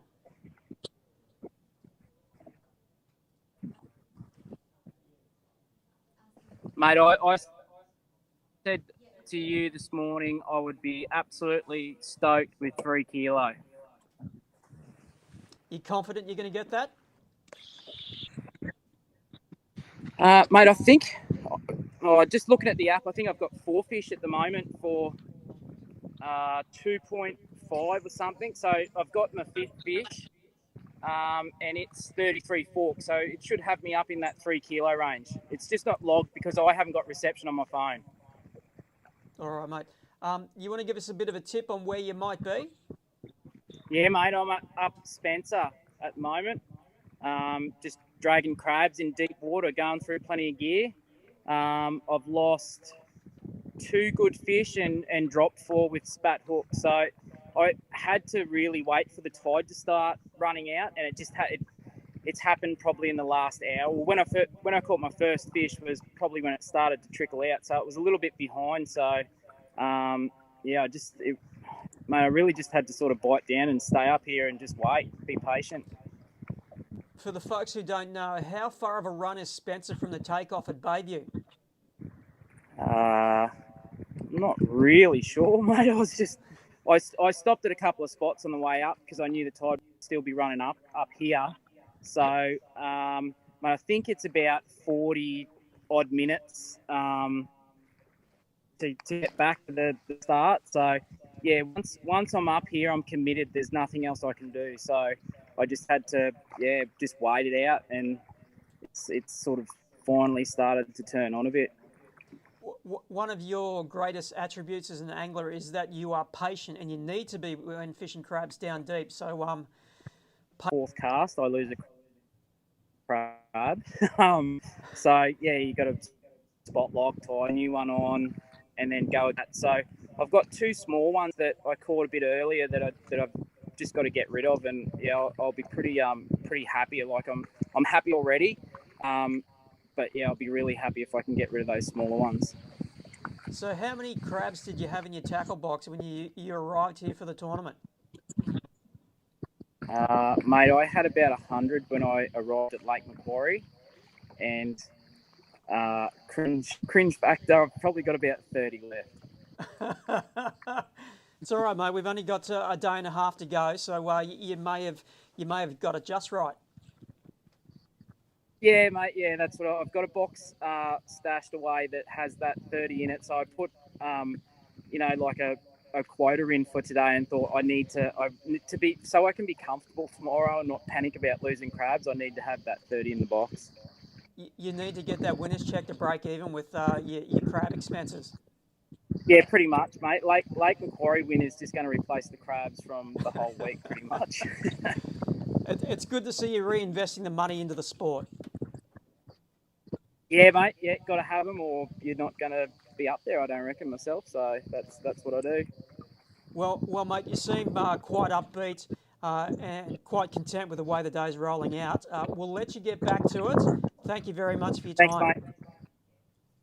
See you, mate. We'll see you at the weigh-in. There we are. Jamie McEwen seems very content with his day 2 in the Open. As he said, he would be happy with 3 kilos today. Still one fish that hasn't come through into the app, so we'll sit patiently and get an update on the scoreboard and see where his day 2 limit is going to rest at. So 9 fish on the screen there for him.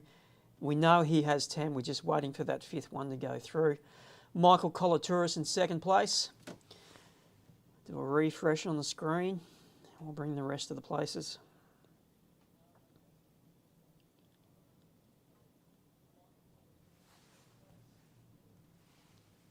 Wait for the technology to load. Can take a little while. And it was nice to see some sunshine there with Jamie. It was rainified this morning, but it looks like it may have eased back a little bit. Tomorrow, I believe it's going to be a lot wetter out there. I think we have about an 80% chance of rain tomorrow when we are back on the harbour for day 3 of the Open.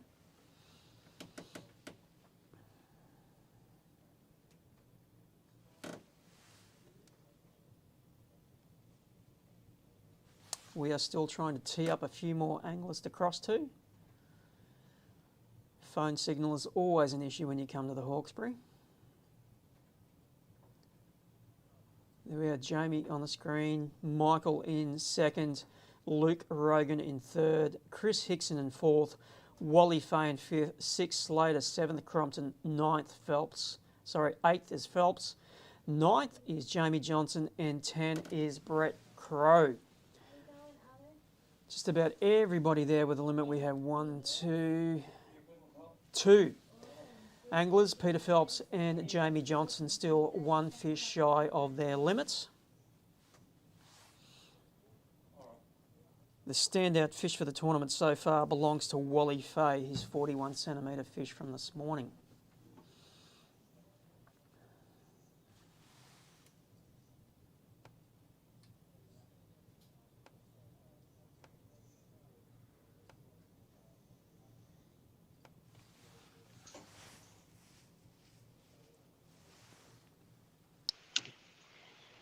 And we are live with Ahmed. How are you, Ahmed?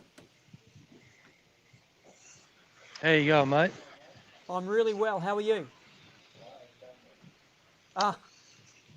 Good, good. How's your What's morning? going on?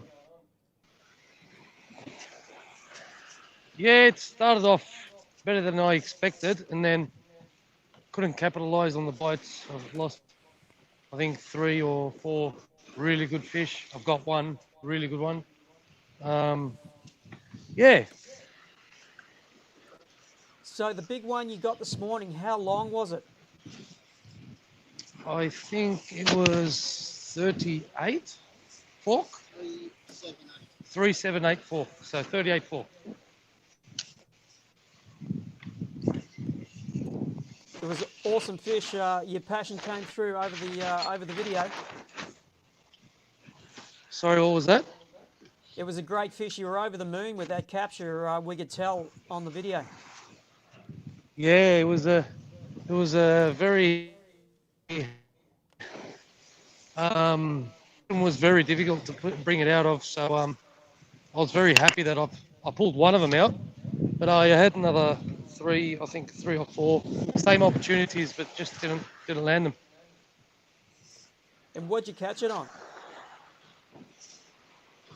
I got that one off a grub. Yeah, on a 1/16 jig head, just flicking it over the rocks. So yeah. So how many fish have you caught so far today? I think we are on 4. 2 squeakers, one I think 29.5 fork, and yeah, and yeah, a couple of squeakers. All right. Because at the moment we have no fish logged into So the I'm system still for you. trying to go big. Yeah, so we're interested to see what you're going to get once they start to come through. You're currently sitting in 16th place, but we know once those fish get logged in, you're going to move up a fair way. Okay, so once so who's got the biggest bag so far? That's the interesting question. Michael Kolaturis is sitting at Can't tell me. 3.8 at the moment. Nice. Nice. Fair enough. All right. So I might not Sorry, I've talk to lost you for a my while. We're earphones. just It's going a to bit sit rough back out and here. watch you do your thing, okay?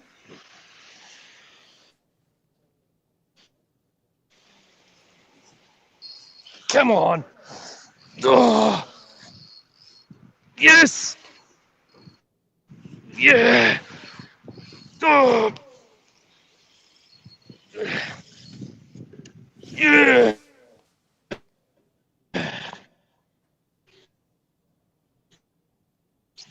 Come on. Good girl. Good girl. Come on. Oh. Yes.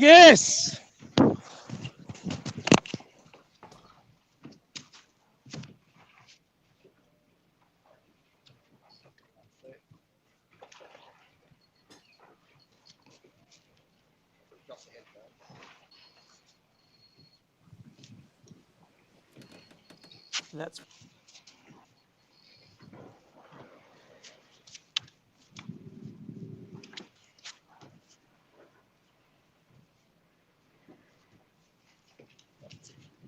Okay.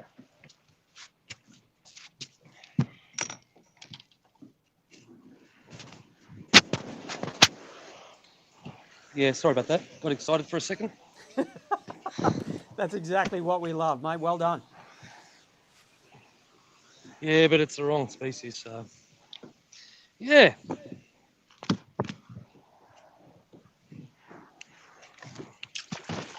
I honestly thought that was my second kicker, but didn't happen. Close, but no cigar, as they say. No. Yep, that's right.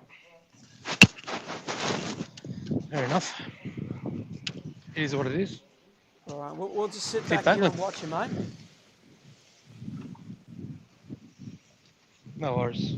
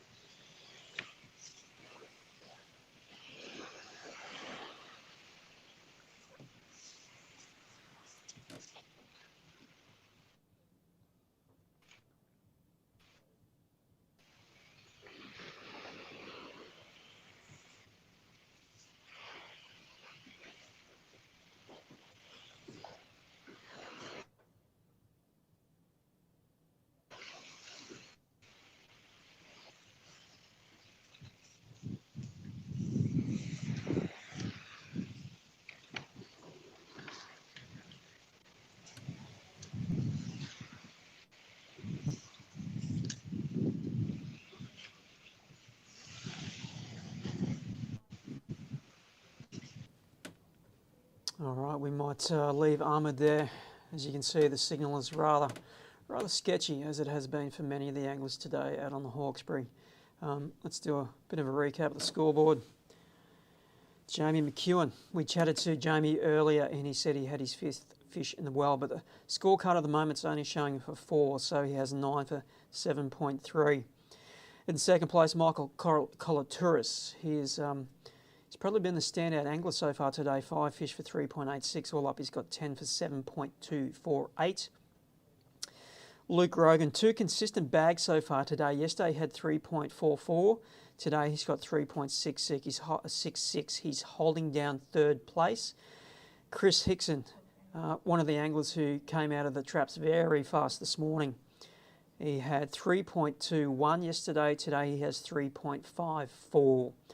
Wally Fay sitting in 5th place with 10 for 6.5. Tom Slater in 6th with 10 for 6.40. Mark Crompton in 7th with 10.57. Peter Phelps 9 with 5.22. Pete's still looking for his 5th fish today. Liam Carruthers, full bag for the 2 days. He is in 9th place, 10 for 509. And Jamie Johnson rounds out the top 10. He's 1 shy of his limit today. All up, he has 9 fish for 4.88. That's our scoreboard at the moment. As I mentioned, we are missing 1 fish for Jamie on the scoreboard. Just waiting for sufficient signal that he can log that into the app for us. We are working on getting Michael Colatouris on live soon, hopefully. And Daniel Bonacorso, we're keen to chat to as well. We've spoken to everybody in the top 3 so far. That's the top 3 at the end of day 1. Jamie, Ahmed, we are just after Dan to chat to him to see how his day's going as well. All right.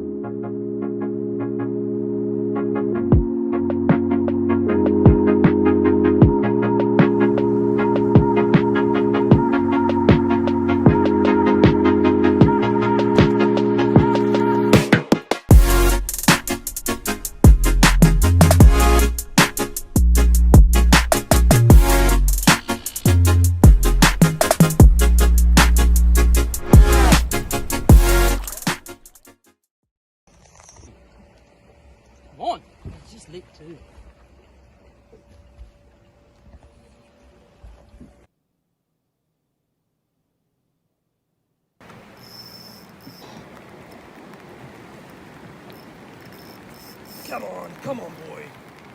Good girl. I don't have to boy or girl. No. That's one of them. Oh, look at that donkey. Oh, look at the girth on that thing. Wow, look at that. Another 4 more. Look at that. That's a 1.5 kilo. At least.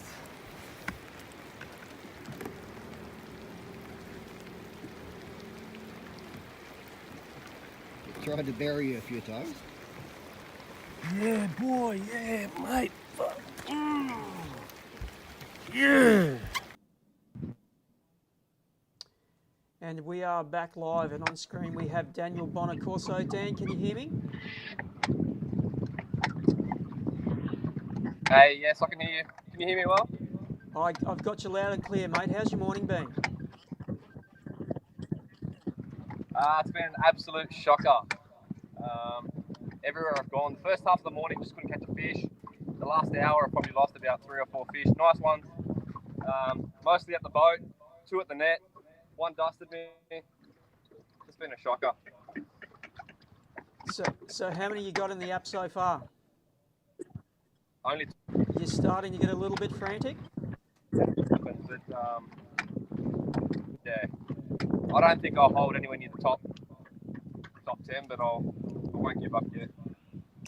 So we've just passed the halfway mark through the session. What's your plan for the back end of the session? Are you going to do the same thing, or are you going to change? Now I'm just jump fishing. I'm just motoring through any man-made structure that I can, fishing it really fast. I'm just targeting those active feeding fish. So are you fishing freshwater or have other anglers perhaps been fishing these spots? Well, the fact that there's a few, we're seeing a few fish and we're catching a few, well, losing them, I should say. I'd say that no one's sort of come through. I don't know if you can see that, but that's a fish did that to my hook. It's crushed my hook. So fish hit. Just a numbers game, I guess. Hopefully I can put a bag together before the end of the session. So what lures have you been using this morning? So right now I'm using went out and bought about 250 packets. They're very similar to a crabby, but they tend to skip and slide a bit better. They're a lot softer too. And what size jig head? At the moment I'm fishing a 124. Yeah, just fishing light. I've seen a couple of fish feeding, so I don't want to spook them when I'm casting to the boats.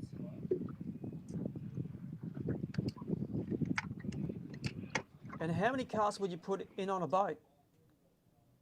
Just one.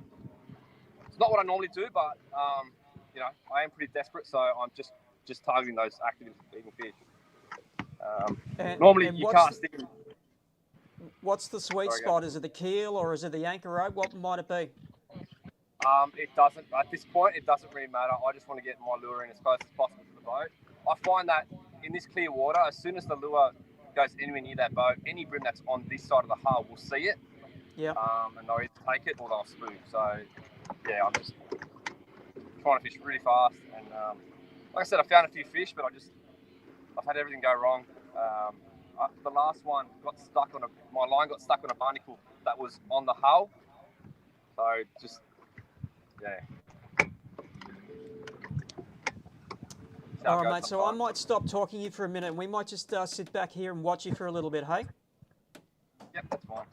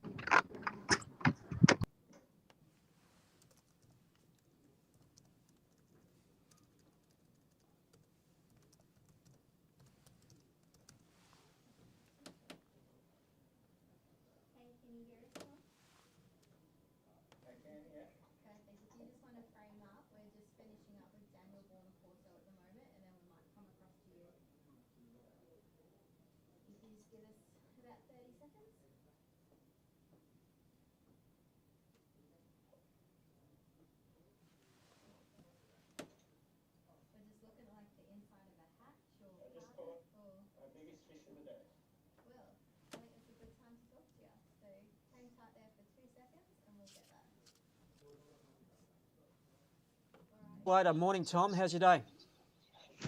Pretty good right now. I just caught a 35. Bait caster and brim fishing. I love it. Yeah. Is that the first live bait cast brim catch? Yes, yes, yes. I'll take that title. Oh, just watch the finger. There we go. There he is. Yeah, give you a look. Zoom out on the camera. I don't know how to do that. That's it. How's that for a Hawkesbury bream? 355. I can't on? enter it because I'm live. All right, we're going to let Tommy take care of a little bit of paperwork, dealing with his fish and logging it into the app. A solid fish there, 355, I think he said it was. So Tom is sitting in 5th place at the moment. So we will patiently wait to see where he's going to move to, whether he will move based on that fish. Good looking fish from the Hawkesbury.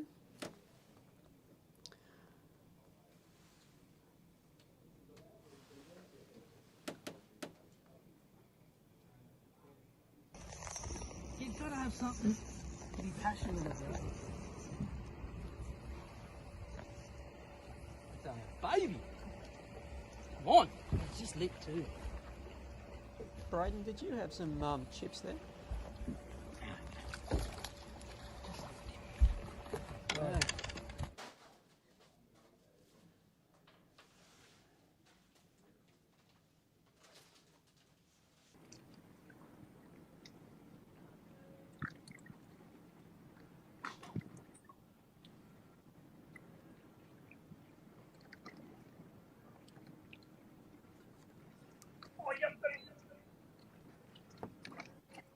That's the stuff.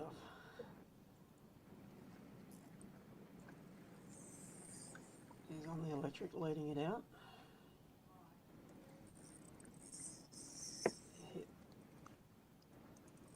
Oh, he's a nice fish. Come on. Come on.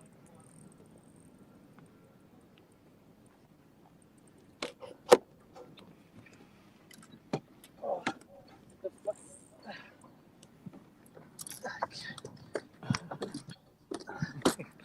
Trouble with the net. Trouble with the net. He's a kilo. Come on, baby. Come on. He's probably about 1.1, 1.2. Oh.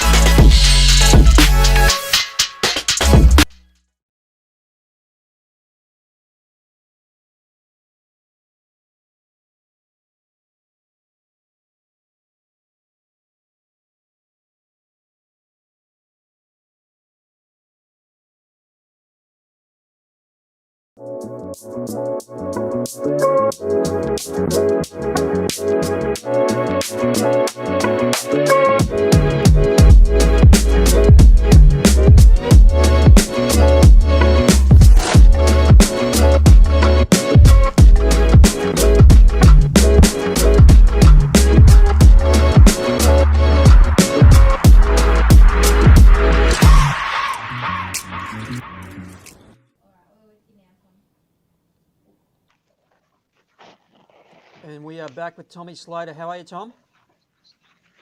Not too bad. Sorry about that. I had some upgrading That's all right, to do. Run us through that fish. Where'd you catch it? What'd you catch it on? And how big was it? So I'm up. I don't know the name of the location, just south of Spencer or just down Amy. Back in the harbour tomorrow was to catch a big bag today, so I standard one of them, which was the 37. I got a little fish there, and I probably spent maybe a little bit too much time there, but I just know what calibre of fish live there. So I came up here about 40 minutes ago, and I think I've caught maybe 6 or 7 fish just off this little rocky bank up here. Cranker crabs and just dragging them. I have been crankbaiting this morning.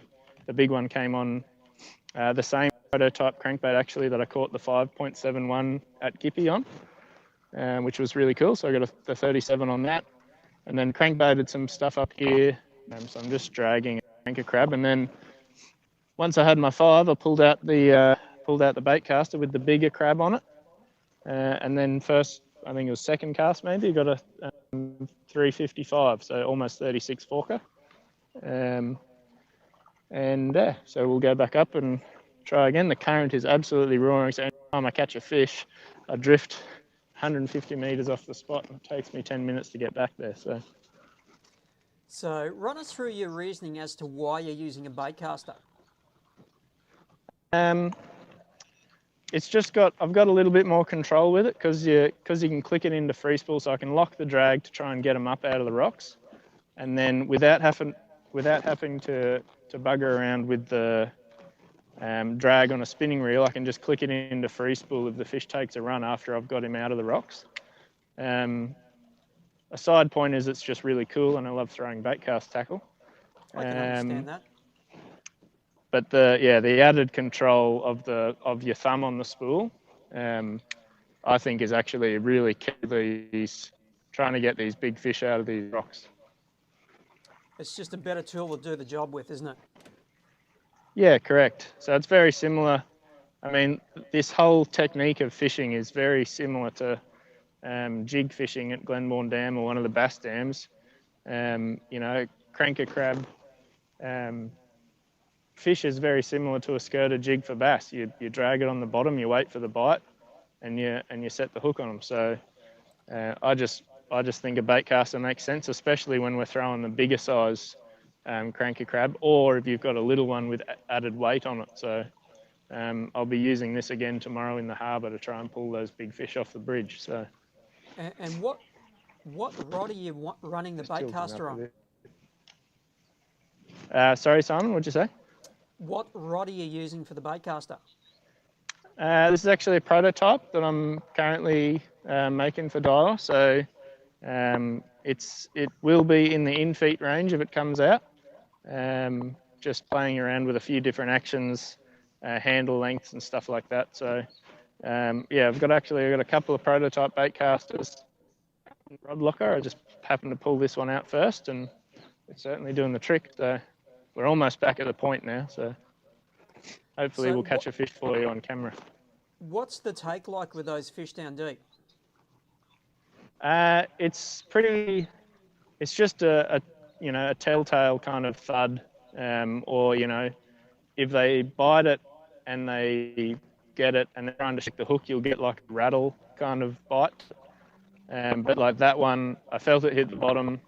I took up the slack. I just felt a solid clunk and struck, and he was on there. So we'll see if we can catch another one. The cranker crabs have been a real game changer when it comes to bream fishing in this country, and they've inflated the weights of the bags. It's like pre-cranker crab and post-cranker crab when it comes to average bag weights, isn't it? So funny that last night we were talking, and I've coined the term BC, which is before crab, and AC, which is after crab. Yeah.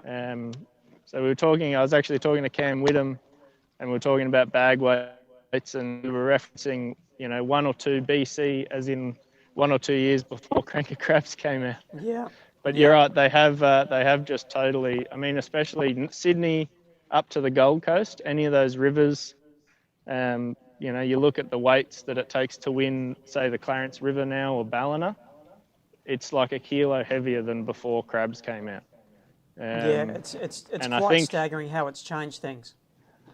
Yeah, and I think it's partly due, just obviously the crabs seem to attract a bigger caliber of fish, but it also, crab fishing lends itself to fishing deep, out the front of the rivers, on the north and south wall, on the reef like Jamie's fishing in the harbour, which tends to be, in my opinion, a lot of the time where big fish tend to hang out. So if you've got a crab in your hand and you're fishing those areas, you're probably going to catch a couple of reasonable fish. Those type of spots consistently produce bigger fish than anywhere else does, and I suppose pre-cranker crab, we didn't really have a bait that we could fish those spots as efficiently and effectively with. Yeah, correct. You can catch fish on plastics, and I've caught fish here in this spot on plastics, little bait junkie grubs and that sort of thing. But the time you spend changing plastics and stuff as you're catching fish, you're more efficient to throw. You don't really have to muck with it, and because the cords float, you can just drag it over the rocks. Oh no, my drag's loose. Oh, that's another good one.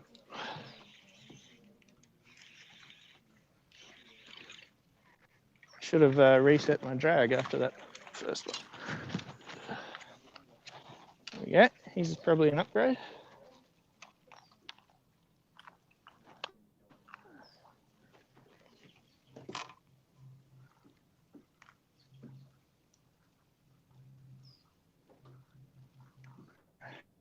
There's an upper Hawkesbury River there, not a huge one.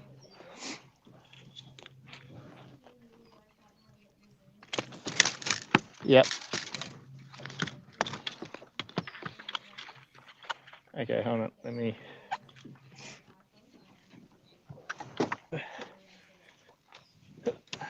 borrow that for you. Sorry, mate. Tap screen once.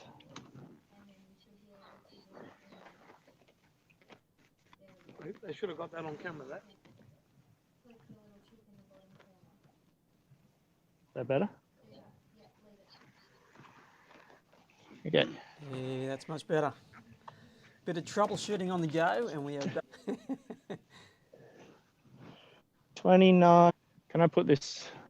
What am I going to do? Let me think. We'll get back to you a Thank little you. bit later, I think, mate. Thank you. Cheers, Simon. See you, bud. Mr. Consistency, as always, Tommy Slater. We have another angler on the line who's going to join us very soon. And I don't know who it is, so it might be a bit of a surprise for you. He has 3.305 today, 10 fish for 8.081. His next closest challenger is Michael Colatouris. He has 10 fish for 7.248. So about, what are we looking at? About 800 grams there between them. Luke Rogan's moved up to third, Chris Hickson in fourth, Tom in fifth, Wally in sixth, Crompton in seven, Jamie Johnson in eighth, Peter Phelps in nine, and Liam Carruthers has moved into 10th place. It's 12:15, so we've got about 45 minutes to go till the end of live today on day 2 of the Daiwa BREAM Australian Open.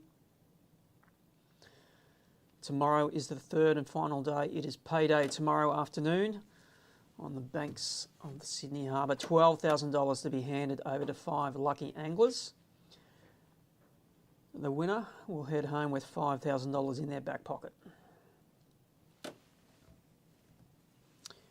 We also have Daiwa prizes for the 4 biggest fish for the tournament.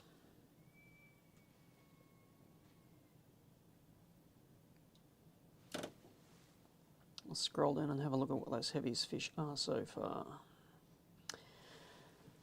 41 centimetres is the longest so far, belonging to Wally Fay. Caught that one this morning. The second biggest is 38 centimetres by Brett Penpraise. Third is Jamie Johnson with his 37.5 yesterday. And we have 2 fish equal on fourth, 37 centimetres, both by Jamie McEwen and Tom Slater.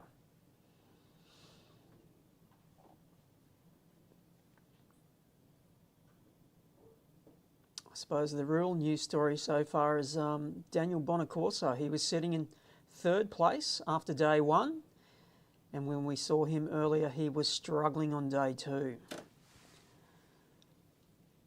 See if I can find. He's sitting in 13th place at the moment, and he has 2 fish in his limit. Keen for another 3.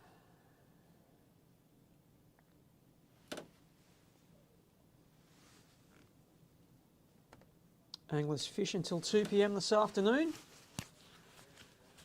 It'll take us a little while to turn around and finalise those scores. Make any small adjustments that need to be made.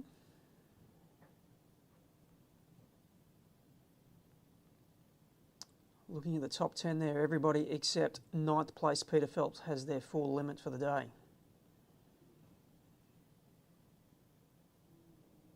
Pete's punching well above his weight. We know him as a bass angler, but we're not terribly familiar with him as a brimmer.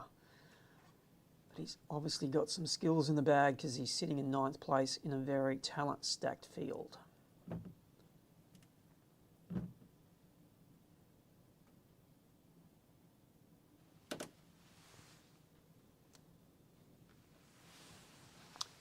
We will be off to Drummoyne Sailing Club again tomorrow morning, checking out boats from about 6 o'clock to 6:30. We'll do some interviews with our leaders and we will send them off. About 7 o'clock they will get away. There'll be some nervous boys tomorrow.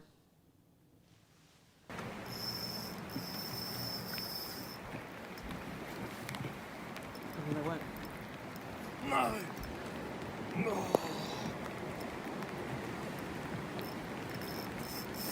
Come on, boy. Good girl. I don't have to boy or a girl. No. That's one of them. Oh, look at that donkey. Look at that donkey. Oh, well done. Yeah. Yes.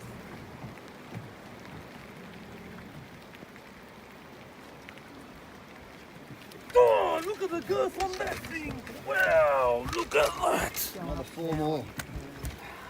Look at that. That's a 1.5 kilo. At least. You said if he had anything, he'd record it and send it through. Tried to bury you a few times. Yeah, boy. Yeah, mate. Fuck. Yeah. I knew you'd follow that. I knew. Don't even. I'm not gonna swear.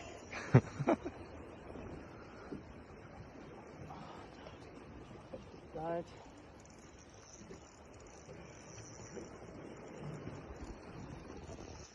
Keep following it back out. That's a good fish.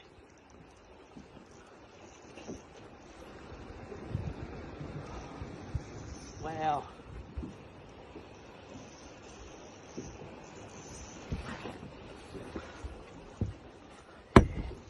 They're the ones we want. They're the ones we want early. Yes! Woo! That's a good start. That's a good start. Let's get us out of here and go and get.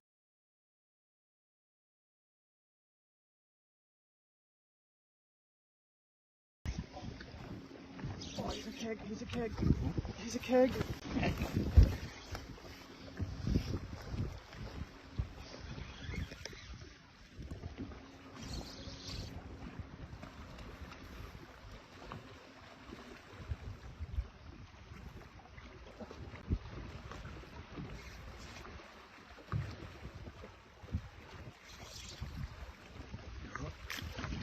Oh, yeah. Sweet. Oh, look at him. Yes. That's okay, go.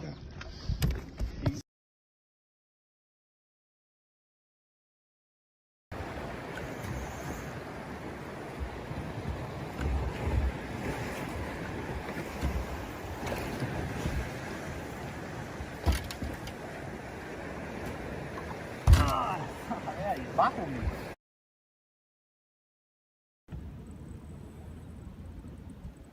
Oh, okay, yes, now I'm with you. Yeah, if we've got nobody else, it's probably About a good. fish, Blake. What's that? It's about a fish. Yeah, good one. Even if we One that's we going don't to help talk me. to him much and we just watch him. Early. Is Jamie using the head mic or is he talking to the camera? Okay. Right. That's right, he gave it back, didn't he? That's how you go fishing with the worst net job ever, but we got it in. I got it on camera too, sorry. Ah, beautiful. Oh, mate, I'm not ashamed to make a fool of myself. As long as I get these things in the boat, I don't care. Woo! Beautiful.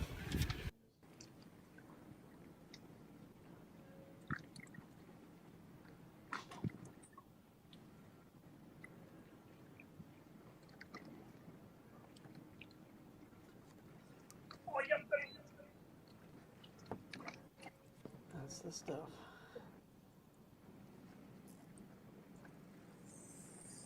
He's on the electric leading it out.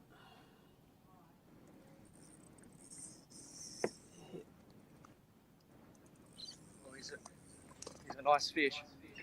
God, come on.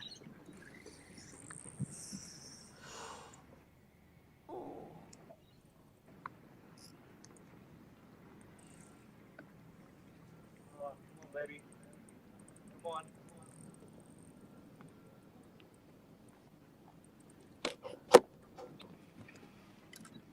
Oh, the fuck.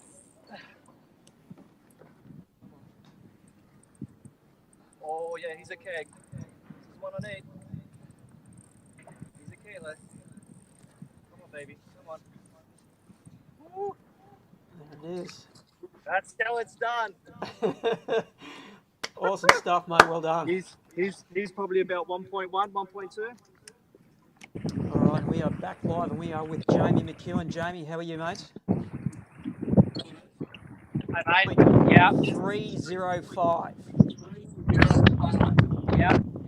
I'm fairly happy with that, mate. I'm fairly content. Excellent. All right, mate. Well, I'm not going to talk to you much. We're just going to sit back and watch your watch what you're doing, hey? Yeah, no worries.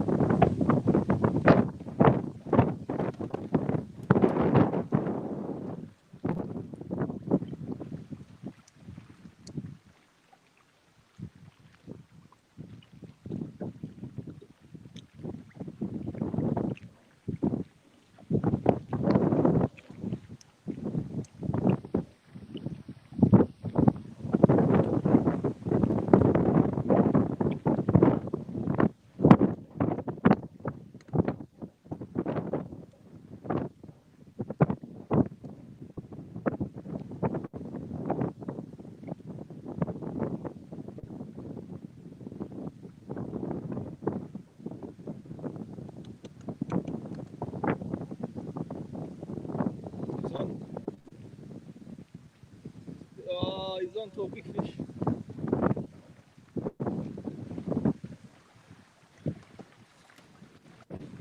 Oh, I lost him. Oh, I lost him. No swearing. It lost the big fish. Just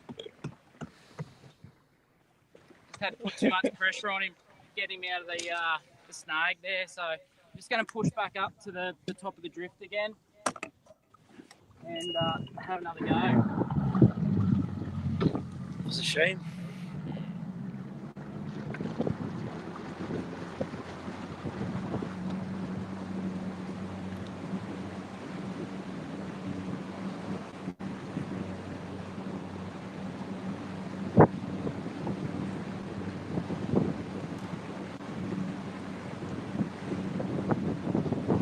Maybe your motor's in the water still.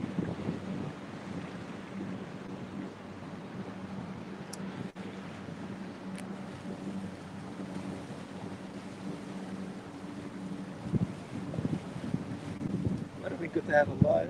Might have been good to have that live. Yeah, it was good. I'm sure some people are cheering about now.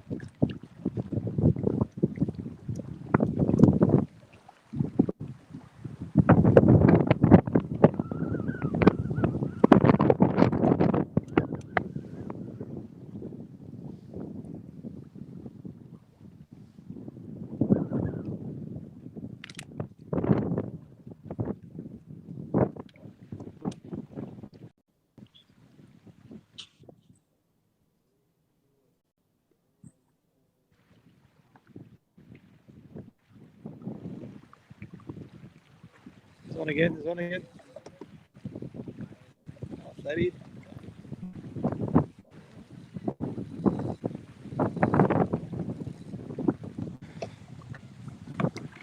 Wrong species. Wrong species, unfortunately.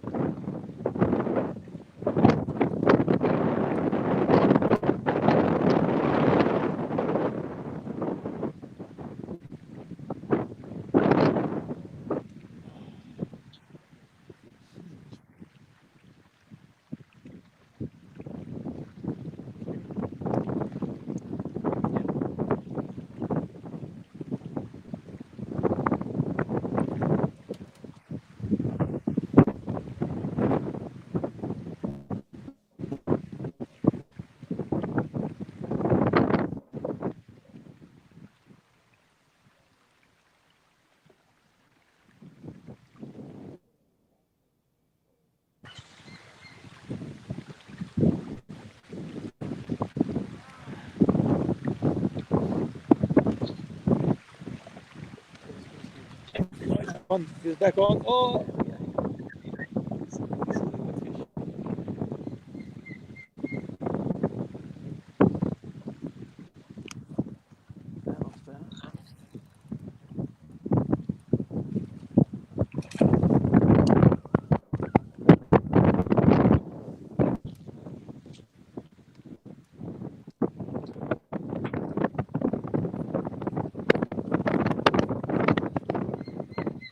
Okay, smallest at the moment is a 27, so he's looking for anything bigger. He's got 410 gram fish in his net that he wants to get rid of.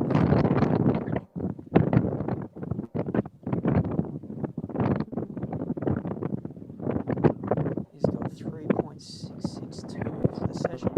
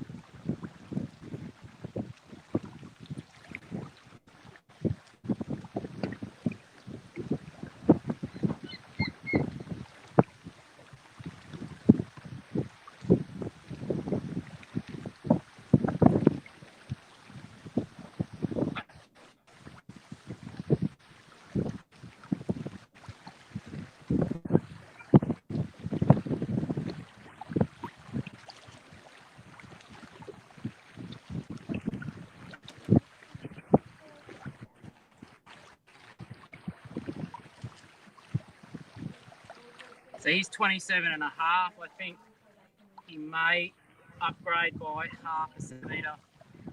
He wanted bigger than 27, and he's got a 27 and a half in his hand. Have a look for you. That one's gone through, so yeah. Oh, All right, small upgrade there for Jamie. For the battery is a bit there.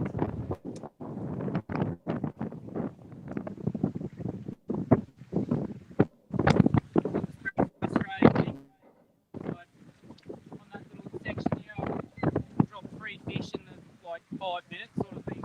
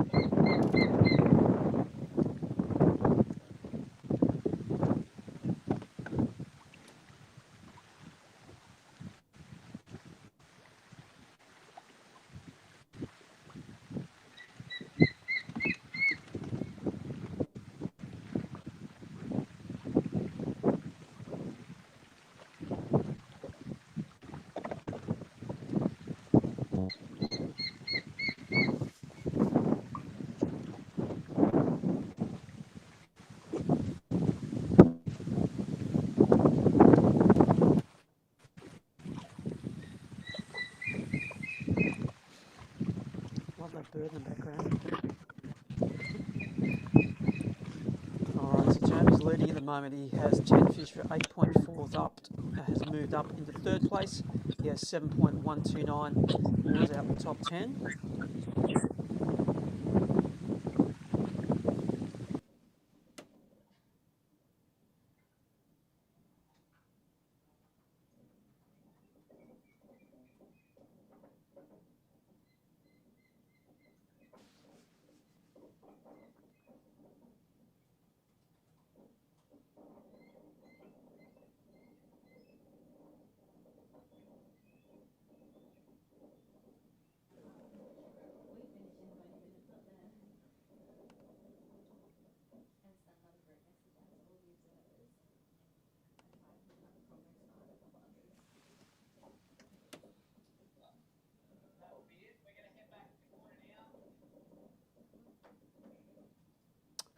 So there we are, our leader, our defending champion, Jamie McEwen.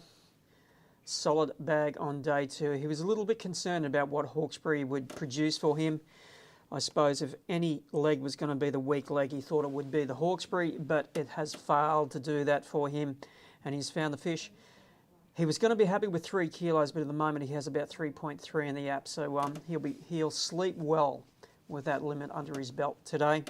Of course, tomorrow they're back on Sydney Harbour, and we know how kind Sydney Harbour has been to him over the past yesterday, and of course 2 years ago when he won that title. So there he is out the front, Jamie McEwen. Looking at the weather map at the moment, and it looks like some of that rain has cleared through. They are forecasting plenty of rain for tomorrow, 90 or 80% chance of rain tomorrow, and quite substantial falls, I believe. We're also looking at some of the catches from earlier. Prices for the 4 biggest fish. I'll scroll down and bring up those biggest fish for us.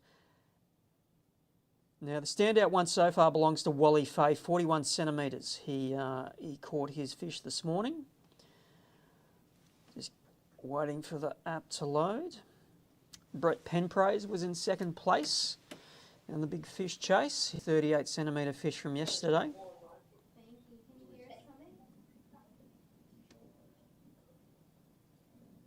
We have a 375 by Jamie Johnson, and then we have 2 anglers on 370, Jamie McEwen and Tom Slater. So they're our 4 biggest fish for the tournament so far.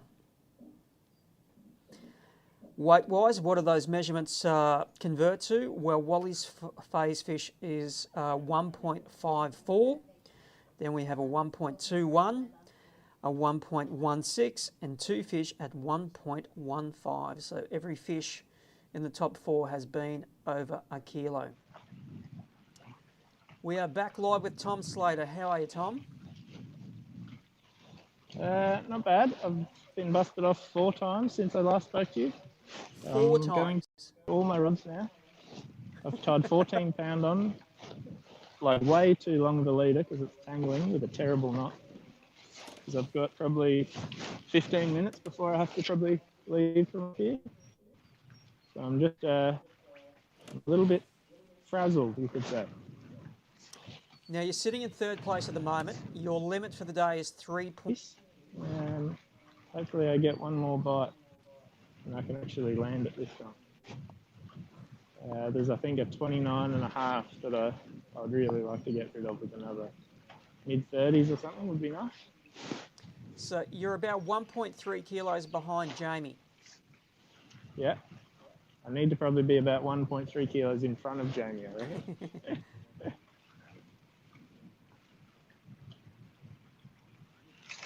Oh, where's me?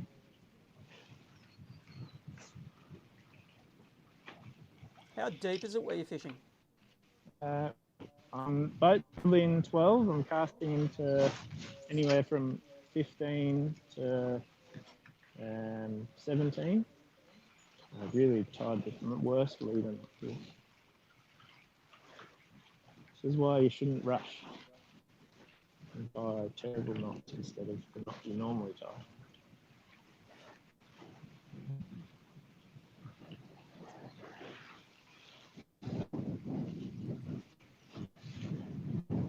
Starting to get windy too, which is going to be fun for you. With an hour to go, it probably won't take an hour. but I just want to have a little bit of time up my sleeve. So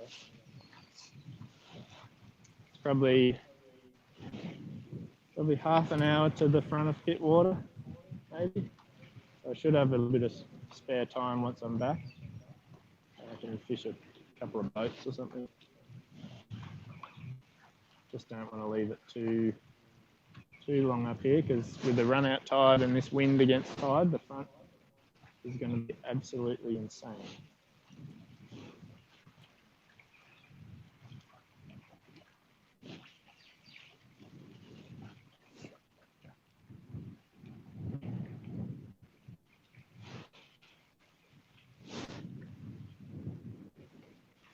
Just drift back a bit. This is where when buck cuts around, there's quite a big eddy, and that's where I've actually been able to land the fish, because I don't think there's that big boulders and stuff around. So yes, I was. Takeoff worked. I busted off. Now the leader is about a foot long. So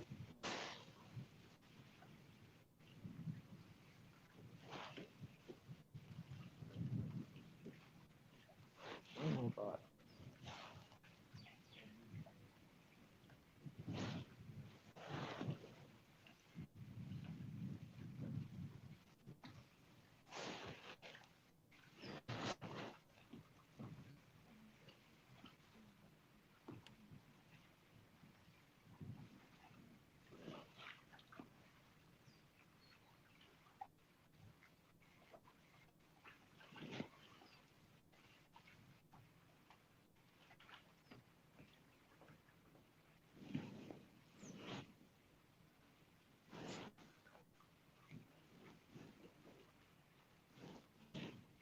So the boat's 22 feet now, so it just is it's a gradual drop off that point with all the boulders in it.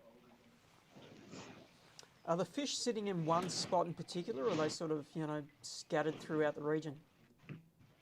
No, they seem to be fairly well spread out. A caught fish is probably in probably 100-metre stretch, kind of all over it. But I think they're just sitting behind the boulders. Yeah. With this current roaring like it is, they're just sitting behind them waiting for something to drift past.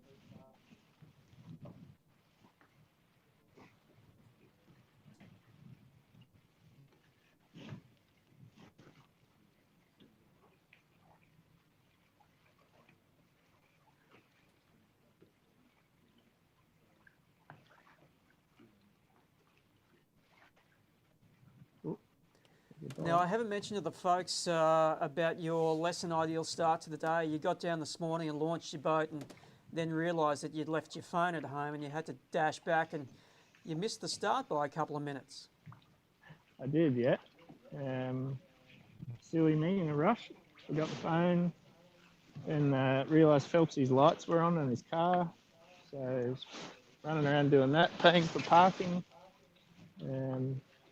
Yeah, it was a bit of a crazy start to the tournament. Not something I'd like to repeat.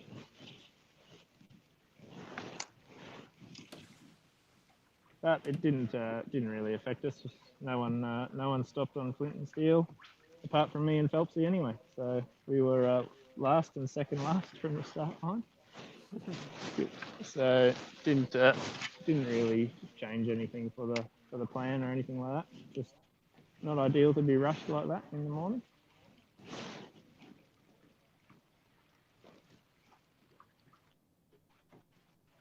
Having a phone for an app tournament is probably as important as having your rods and reels. Absolutely.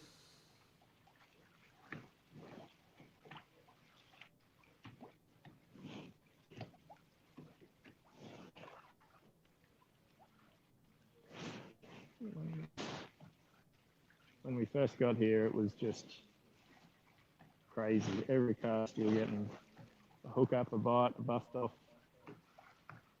I think now, because I've gone kind of up and back over it a few times, they've probably shut down a little bit.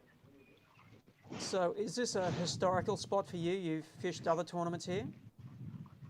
Never fished a tournament here. I've actually only ever fished once, and that was really bass fishing, trying to find some estuary perch. Just remembered that it had this kind of sweepy bend on the run out tide. It would eddy up really nice. And I figured I was going to come up this way anyway, and I was driving past, and I thought I'd pull in and stop. And yeah, it proved to be the right decision.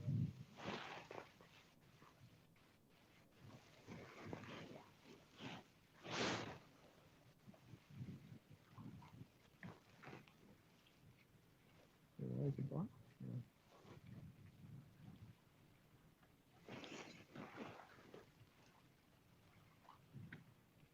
A little bit more tin on the 14 pounds for some reason.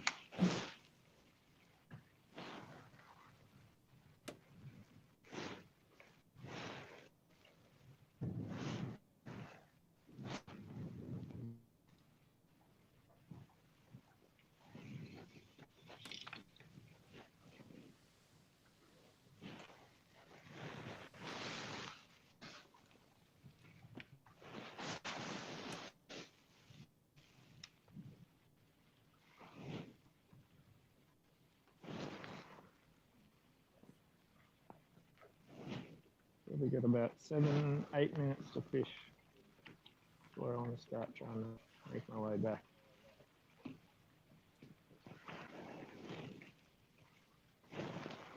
Go up to the gnarly point again.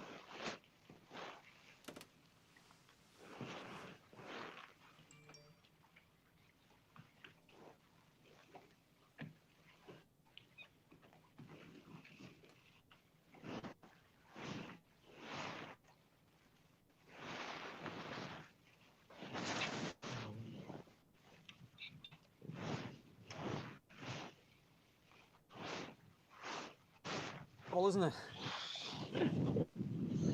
I knew it would as soon as I tied it.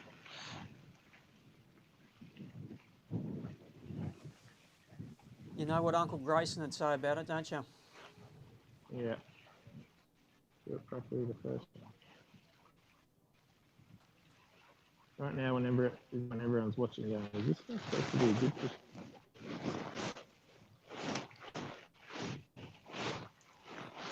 Yeah. Like pendulum casting. Made the leader way too long. Better just.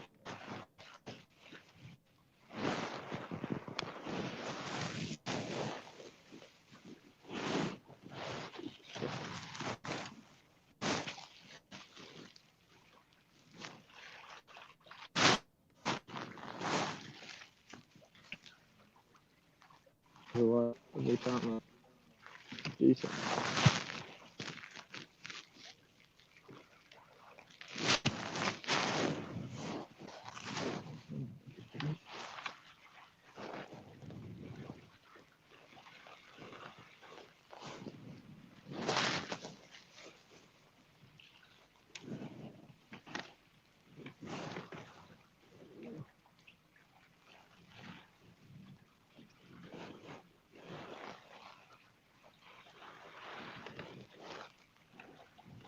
Oh, that's a fish. And I'm over so many rocks.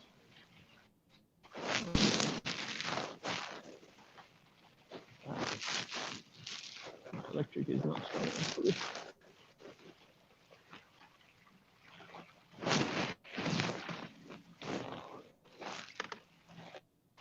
That was a terrible idea for the cast.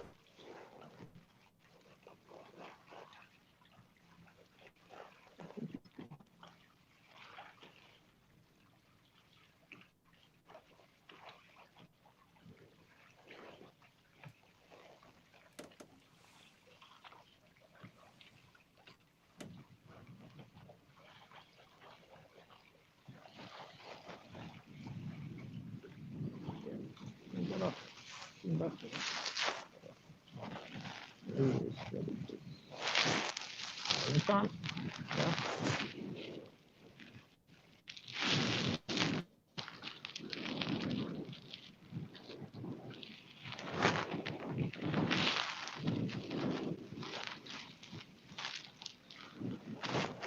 Oh, that's a good one. Oh.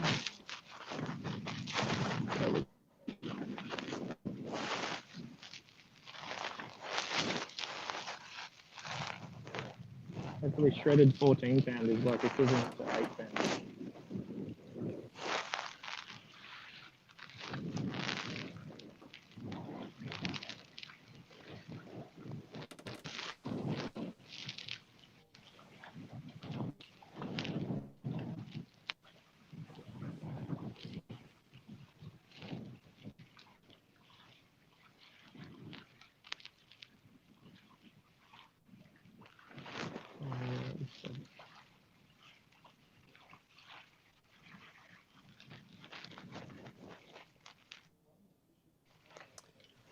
All right, well, we might leave you there, Tom. Thanks for your time, mate. All the best for the last of the session.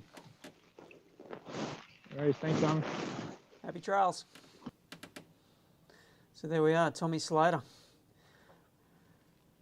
Tom's had a good day two. He's sitting there in third place today with 3.971, all up 10 fish for 7.129 kilos. Ahead of him we have Michael Kolaturis with 7.328. Jamie McEwen out in front once again, busted 8 kilos. He's nearly at 8.5. He has 8.462 kilos. So he has over a kilo lead over second place Michael Kolaturis. Another great day in the Daiwa BREAM Australian Open. We have one more to go, and of course that is tomorrow, the third and final day, and they are back to Sydney Harbour. It's going to be a great day. Weather looks like it's going to be a real contender tomorrow. We are expecting a fair bit of rain tomorrow, but as always, it's just a prediction. It's not a fait accompli that it will play out as they predict. I think we are just about done, folks. Well, thank you very much for being with us today. It's been good fun. We'll be back again tomorrow from 10 a.m. through till 1 p.m. The anglers will start fishing at 7 a.m. tomorrow. Takeoff from Drummoyne Sailing Club. Once again, we'll be down there doing our interviews. We'll put together an edit and we'll be back live with you 10 o'clock tomorrow. Thanks a lot.